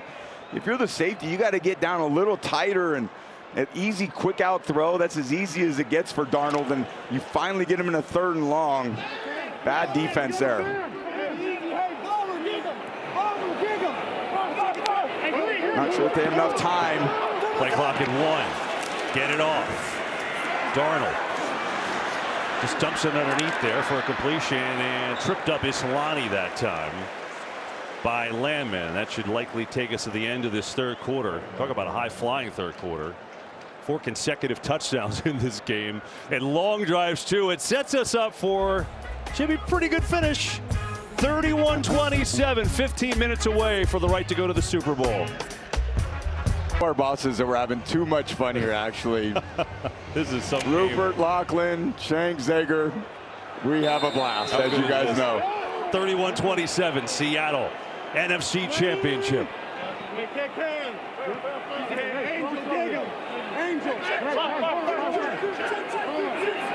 Yeah, a little check and checkmate. Darnold, some time. Room to run if he wants it, and he's going to take it. Gets a block. Darnold's got a 1st down and more. Darnold is trying to get his offense into the perfect play. He used the motion, goes to can the play, gets in the gun, and now he's going to change it. Now when he changes it, the defense can communicate, so they get to more of a conservative call. Their cover 2 version. And now Sam's got to make a play with his feet. So that's the ability. When we talk about communication as a road team, as a home team, you have all the verbal cues. You can use everything. The line can hear you and they get off on the ball. Your ability to audible goes up, you know, an infinite amount more time. Oh, look out. Cam Kinchens flies through the line and gets a big sack, the 3rd for the Rams. Where did he come from? He comes right from the left side of the screen right here. They miss time on the boot, and nobody accounts for him. That's where Darnold has to account for that. He knows that the offensive line is going to be working to the left. You got to at least feel the pressure, lessen the play fake, and then try to get outside the pocket and save it by just throwing it away. It's a 9-yard loss by Kinchens. who's made big plays against Seattle. He's got 6 career interceptions. 4 of them have been against Seahawks. That time is sacked. Now it's Darnold trying to make it back underneath the Cooper Cup. And he's got about 5. It'll be 3rd and long. Tonight, and Seahawks are 2 of 6 on 3rd and long today.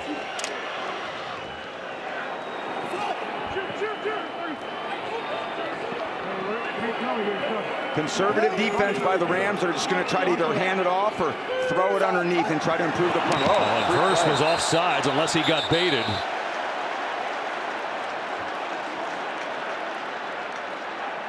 Neutral zone infraction, unabated to the quarterback. Defense number 8, 5-yard penalty, 3rd down. Well, it makes it a lot more palatable, doesn't it? Makes it a 3rd and 10. Absolutely. He's frustrated that he hasn't had kind of the impact today that he normally has. He's trying to get a jump on a 3rd and 15. That's very costly. And lucky they blew it dead. I mean, he was unabated to the quarterback, but a lot of those situations, if the tackle can jump that and get a hand on him, you got a free play. Yeah.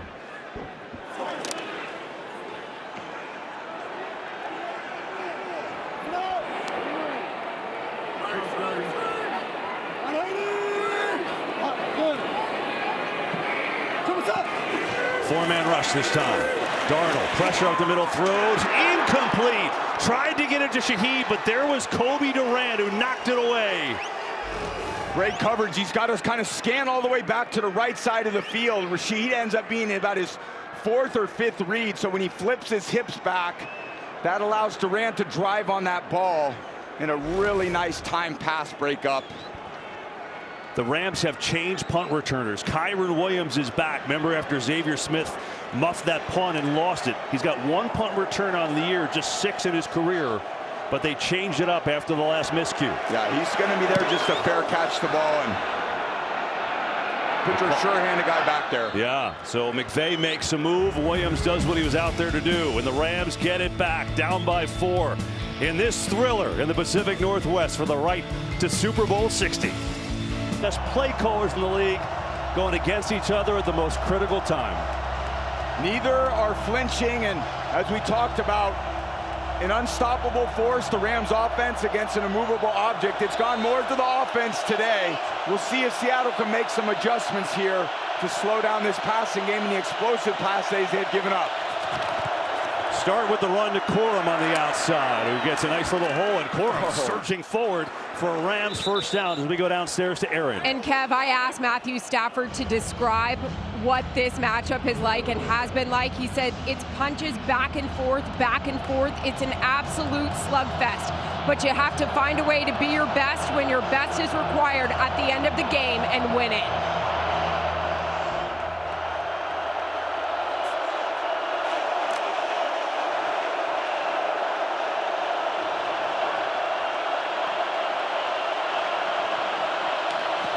Stafford looking to be his best here. Has some protection, zips it underneath the Corum, a little sidearm throw, and Blake Corum with a big run. He's got 15 on the reception.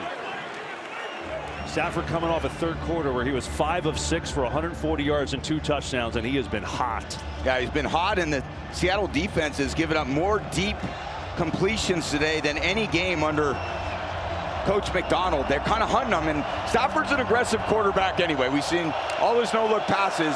He can throw the ball to any part of the field, and because he's got this amazing arm talent, it opens up underneath parts of the field, and Seattle just hasn't been able to stymie him in any of the games they faced this season. Kyron Williams is wide open out of the backfield, makes a nice move, and still on his feet. He's got a 1st down. What a great individual effort there by Williams to move the chains. I think when you talk about this passing offense too, and they're running it really well too. Williams and Corum done a good job pressing edge of the defense. But so much of good offense is standing in there against, elite pass rushes, delivering the ball accurately, and finding the open receivers. When you call downfield passes like he did on that last play, McVay, and no one's back there, you need the poise by a veteran quarterback to go, okay, let me just throw it underneath.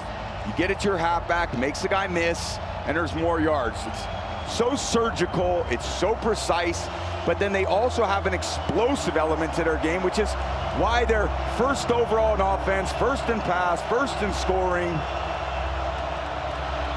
So many incredible stats all season long. You saw Drake Thomas come out. Tyrese Knight is in for him at linebacker. On first down, another play action. Stafford looking deep, loaded up, going deep down there for Mumpfield, but he was covered like glue by Woolen that time. Well, there's been an interesting cause and effect, right? The game's been so well played, but there have been a couple of mistakes that have led to score. Here, the muff punt, Xavier Smith picked up there. They scored on the next play to Jake Bogo. So that definitely worked. And then this, the mistake by Woolen. It was a 4th and 12, the taunting.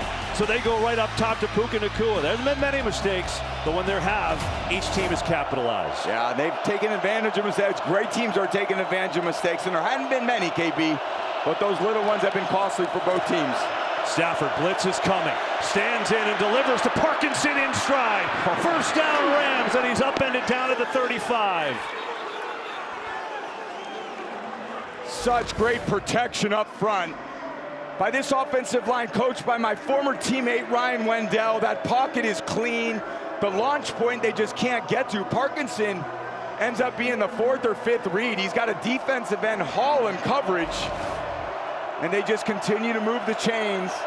Shot called, is not shot taken, and there's my boy Wendy right there. What a championship performer he was, and he's doing the same thing as a coach.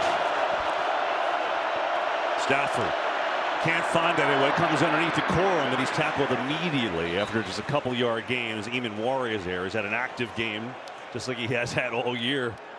Boy, it's almost like a catch your breath, right? We didn't think the way this started it was going to be like this, but it's just been an offensive explosion similar to a few weeks ago, week 16. And I just appreciate Stafford so much in his style of play today and throughout this entire season.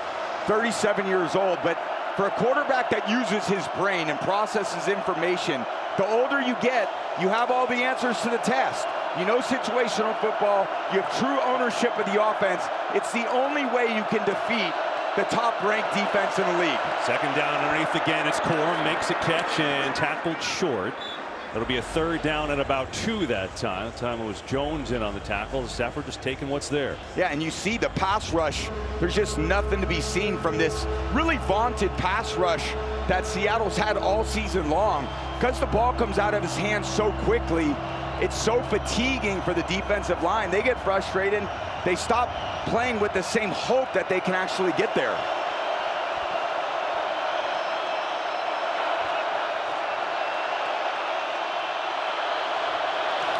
Third and 1. Stafford another fake over the middle. It's dropped! Oh, Parkinson might have walked in.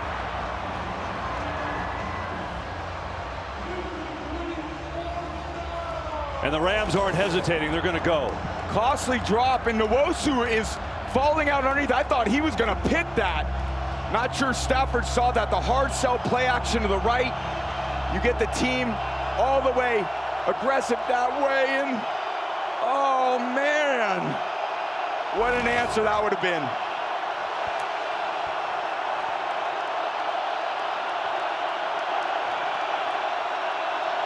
Run the ball.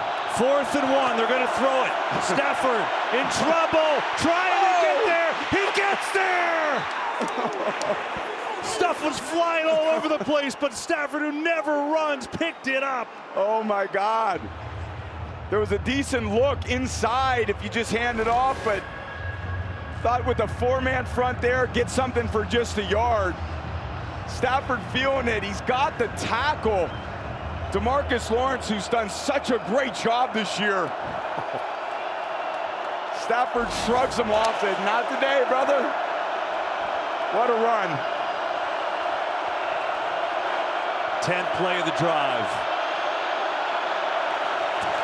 Corum. Flag flies far into the field, and he goes nowhere. Eamon Wari again. Yeah, maybe an offside there, KB. Yeah. Mafe looked like he kind of jumped. Offside. Defense number 48. 5-yard penalty. It's 1st and 5. And just what an MVP performance today by Matthew Stafford, finding the open guys, his total command. Not many teams can come into this environment with this fan base. How supportive they are of their team, the explosiveness that they have in the return game. And it just, in the end, falls on Stafford's shoulder. And he's finding Adams, he's finding Puka, he's finding his tight ends.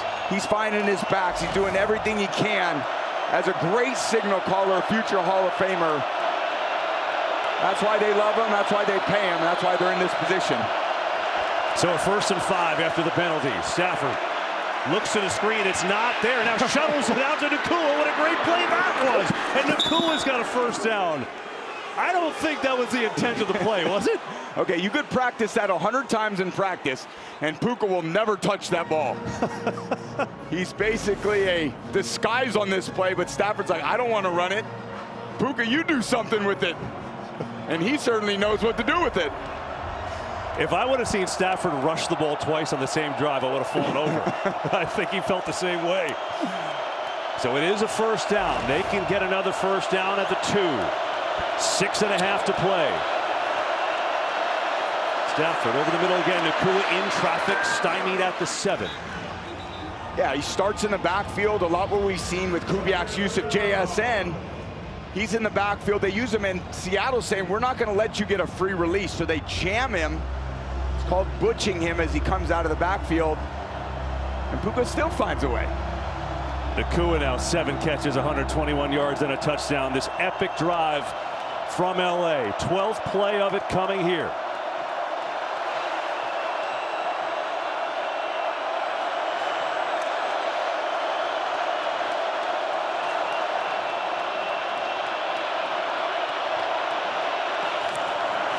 Kyron Williams salutes one tackle, tripped up almost immediately. And it's going to be a 3rd down. Again, this elite run defense, you see Knight kind of flying in there to make a tackle. It's hard to run, and those safeties are tight.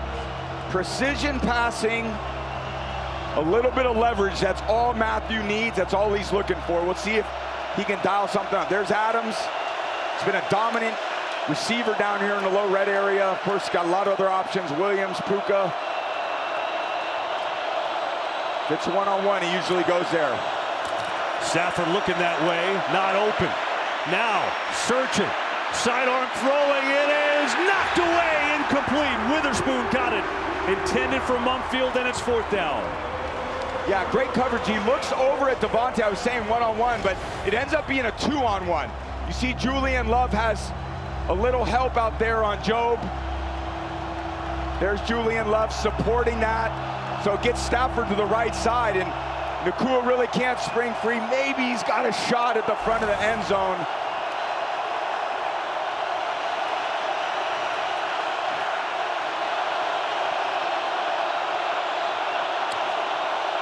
Fourth down, Stafford looking, throwing, it is incomplete. Seattle takes over.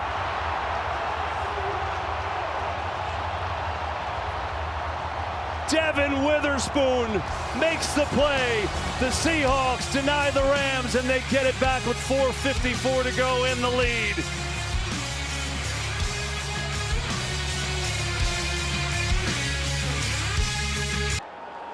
This is the cat and mouse that you play with the D coordinator. They've got 7 guys up at the line of scrimmage, so Matthew's thinking, I got to get rid of it quickly. Then everybody drops out. It ends up basically being a 2-man rush.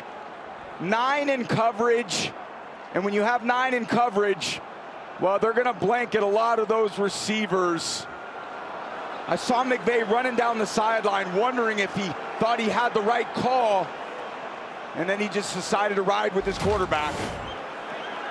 It's all about that little cat and mouse game. The coordinators play with the quarterback. Stafford a little unsettled, thought he had a little more time.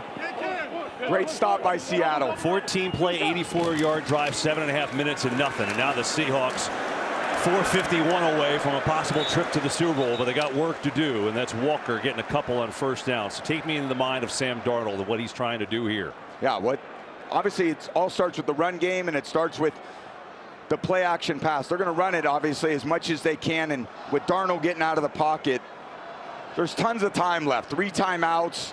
They're basically backed up on their own 10-yard line. Rams are trying to buckle down and make a stop, and you still got to be very aggressive offensively with some runs and play action pass. Like this, Darnold back, pressure, throws near side. It is caught by Walker, breaks the tackle. Great move. Kenneth Walker still rolling up to the 25. Move upon move upon move, and a 16-yard gain. They end up going play action, and then Walker, he's going to make Young miss. That's normal, the defensive ends. But when Spates comes in high, you make him miss. Then Landman comes in high, he makes him miss.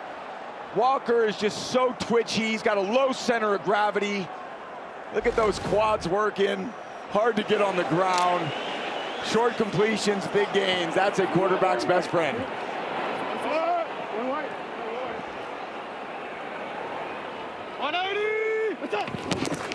Walker again. And short gain, maybe 2. Omar Spates was there. And we get a whistle. Rams will call their first timeout with 3:24 left. 2 weeks from today, the winner of this game faces off for the first time since you left. The Patriots are back in the Super Bowl. How about that?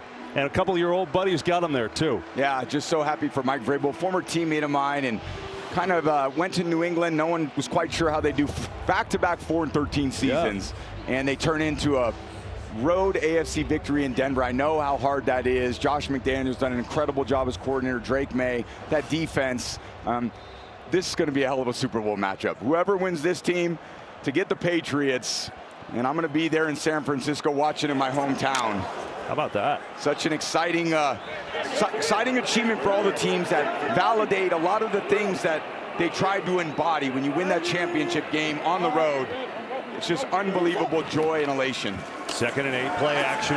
Darnold protected, going deep. Shaheed, the intended receiver, and it's incomplete. It took just a while to get there, and now it's 3rd and long. No flags, even though the fans want one. Wow, he just lost his base, Sam did, and ball had way too much arc on it. Shaheed was wide open on the route. Gave all that air on that football, gave Lake a chance to come underneath it. Lake got turned around. That ball's just in the air for way too long. And you see the end of this play. There was a shove there. Dean Blandino, anything to you? The contact's early. I'm just questioning whether the ball was catchable, and I think that's maybe what they ruled. All right, there you go. 3rd and 8, big play, obviously. And now we get a whistle. I think Seattle's going to call a timeout, so they will talk things over. Yeah, it's good to talk things over at this moment. You think 3:20 to Super Bowl? We've worked 6 months to get to this point. 3rd and 7 coming up. Yeah, for Kubiak, the thought is, where's JSN? How can he get him the ball? And obviously, where's Cooper Kupp? The 2 most trusted players that he got, they should be in the eye of the storm. They're both at the top right here. Maybe a motion to stack, force him to communicate.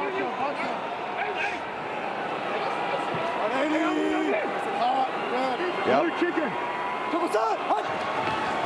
Rams rush 4. Darnold, pressure up the middle, throws. Cooper Kupp hangs on. Now the ball's out. They say he's down, but did he get there? Boy, this is close. So close. Really close. Oh, there'll be a good look at that one, too. Ruling on the field is the runner was down by contact, and it's a 1st down. Oh, so they say 1st down. Wow. They motion to that stack. Man-to-man coverage. Now you're forced to, how are we going to communicate? They decide to lock it, and that leverage, he gets exactly what he wants.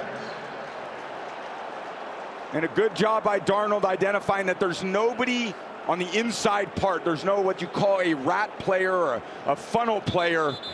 When that middle of the defense is exposed, there's no coverage I liked more throwing against than that coverage. Let's just watch, see if he got this. Oh, I don't know, KB. So here's another question. If you're Sean McVay, do you use a timeout there when you only got 2 left and you're trying to get the ball? I mean, it's... Yeah, you're going to have to at this point. I mean, yeah, absolutely. This is the most valuable, is the turnover down.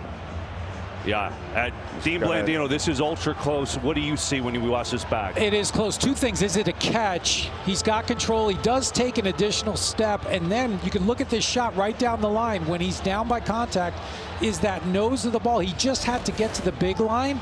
This is going to be difficult to overturn. He may just want to challenge it and lose the timeout anyway. We'll see. Interesting. Yeah, if it's close, I mean, I don't think you do call the timeout. He's relying on the guys up in the booth. That's too costly of a timeout if it is too close to overturn. That's what I mean. It's no, like, sure thing to challenge it, because then if you lose, you're really hurt. And it looks like he's decided not to. So Cooper Kupp, who's got a touchdown in this game against his former squad, comes up big on another 3rd and long conversion. Yeah, 7 of 12 on 3rd down. Talk about the difference in the game, KB. Their ability to execute under pressure on that down has saved them. Walker, stutter step, and he is swarmed by the Rams that time. Jared Verse all over it. Now the Rams call that timeout with 3:05 to go. Yeah, interesting to use it there, because that gives Seattle a chance to really figure out what they want. Sometimes I would like that clock running, because you're going to need to call with 1 timeout. You call it either on 2nd down or 3rd down. At least it would force a little less communication between head coach, coordinator of what you want.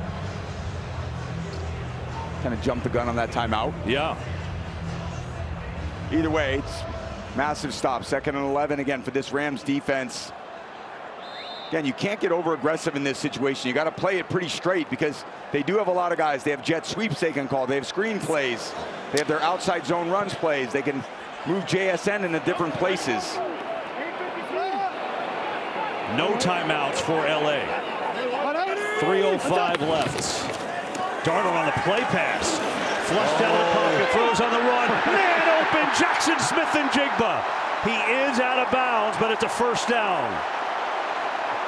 Just an absolutely ridiculous route on Lake, who's their best man corner, stems it in, and then again, he just glides. There's no way with his body language for the quarterback. You just can't get a beat on him. He's in cuts, he's out of cuts, he's explosive. And of course they're going to him in the big moments, KB. And they ruled he was down with a knee inbound, so the clock runs. But a whistle blows here. I want to clarify a couple things. First of all, as they talk about this, Dean, I want to go back to you. They charged the Rams with their 2nd timeout on that play. We were questioning whether he was going to challenge it, and then they used their final timeout. So they correct. So Coach Sean McVay called timeout. Then he was waiting for the guys upstairs to tell him should he challenge it. The runner stepped out of bounds with 3 minutes on the game clock. It's still a 1st down. But please set the game clock to 3 minutes and the play clock to 25 seconds, please. So had he challenged it and lost, he would have been charged 2 timeouts. So not challenging saved them the timeout. And here they changed it, replay assist, put JSN out of bounds, so the clock will start on the snap. Got it. So that by inches by Kupp there essentially cost the Ram the timeout anyway. But that at least saves him some time because he's out of bounds. But 1st and 10. 3 minutes left. Yeah. Rams can't stop it. Yeah, at this point, I think you're just running the ball in these 3 downs. Worst case, you're punting the ball back inside the 10-yard line of the Rams at this point, but no reason to throw the ball or put the ball in harm's way. Here's Walker. Up the middle. Picks up about 2 or 3. Yeah, smart run just in the middle of the defense. And the Rams have buckled down, dealing with a lot of offense early. And the 1-2 punch of Walker, Charbonnet that they haven't had today. Walker definitely has stepped up in his role and played a tremendous game. Catching passes out of the backfield, making people miss, challenging the edge of the defense. 2.5 minutes to get to the Super Bowl, man. Doesn't get any better than this. I think they got to run it here. Oh my goodness. They won't. Darnold on a play action throws. It's incomplete, and there's a flag though. Hang on. And this is going to be against the Rams.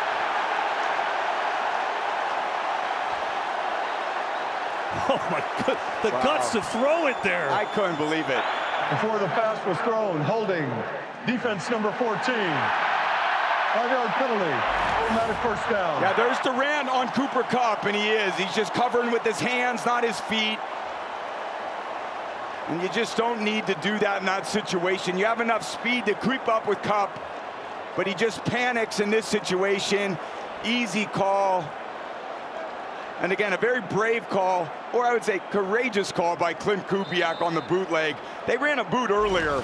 Cam Curl blitz, or excuse me, Kinchins ran right through the middle of defense and sacked them. They come back to a similar type play call, and they get away with it with the penalty by the Rams.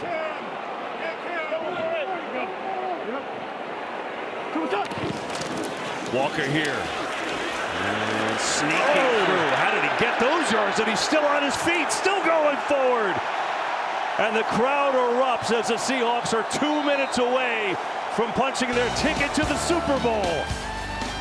Up by 4, looking to finish the deal in Seattle.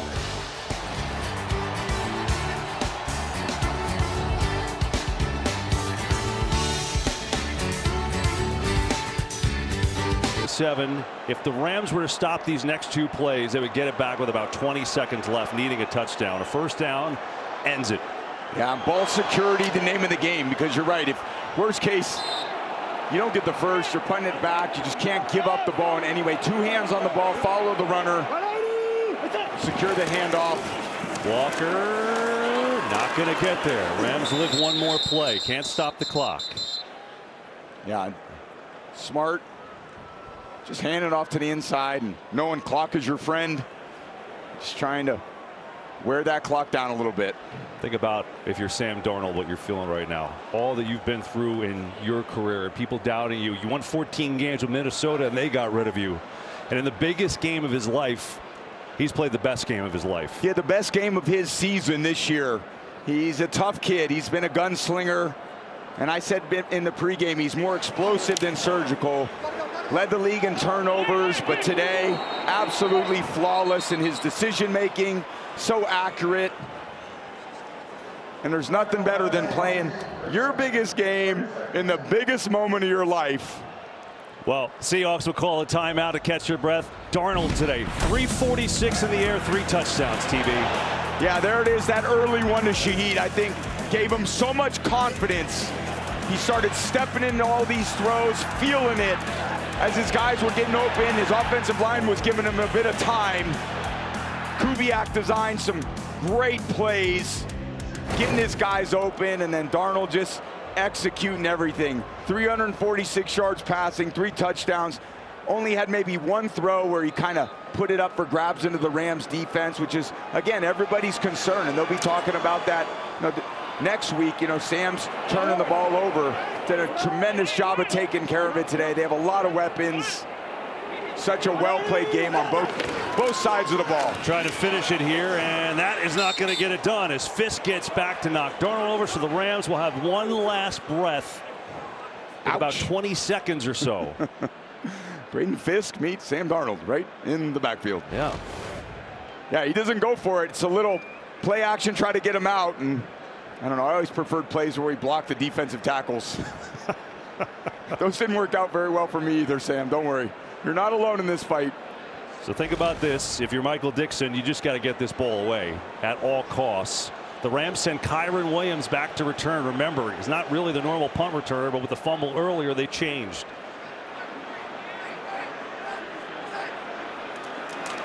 Dixon does his job. Williams going to call fair catch and does so at the 8. So the Rams will have 25 seconds, no timeouts, and they need a touchdown. Yeah, there's pure desperation at this point, especially with this defense, this crowd noise. Hitting some maybe to the middle of the field to about the 35, 40 yard line. Going to need a 25, 30 yard gain on first down or something short out of bounds. But if you're thinking 6 or 7 seconds of play, even if the ball gets out of bounds, you got realistically 3 plays. If it's inbounds, you have 2 plays. Seattle's got to guard the sidelines. Nothing down the field and out of bounds. That's what would kill him. Stafford zips it over the middle. Nacua makes the catch. Time is running at the 30.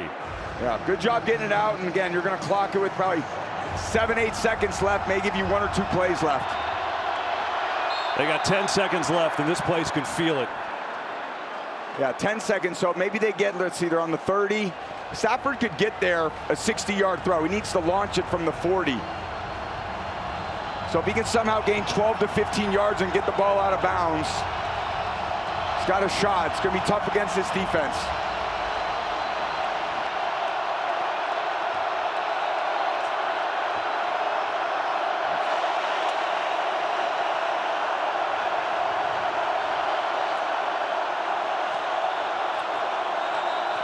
This play is blown dead. Seattle will call their final timeout, I believe. Let's see. Yeah, they call that a Kodak timeout. That's why they do that. Just take a picture, see what they're doing. They look like they were trying to run like a little sideline concept. Kind of what everyone would try to do in this situation. Again, there's not many calls on the call sheet where you're 70 yards away and need a touchdown in 10 seconds that you like. It's all desperation. It's a miracle part of this game that a few teams in history have pulled off. Listen to this place.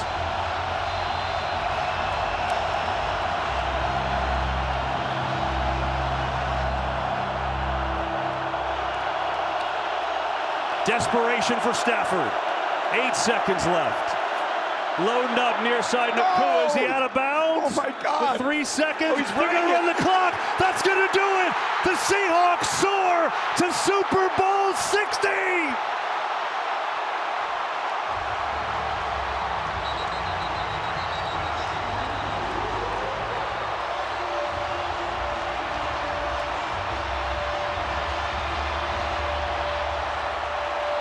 They are going to look to make sure Nacua got out of bounds, but they ran the clock on the field. Let's see. Stafford a dime to Nacua, and yep. He's in. He's That's down over. in bounds. Tackle. Just confirming the runner was down in bounds. With the shin. The game is now over. Unbelievable. Seahawks win.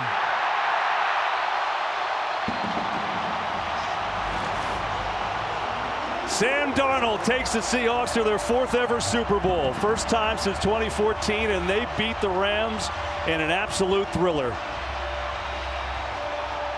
It's the culmination of 11 months of training, workouts, workout sessions, meetings. All of it was worth it to get a chance to play in the biggest game of them all in 2 weeks. Downstairs,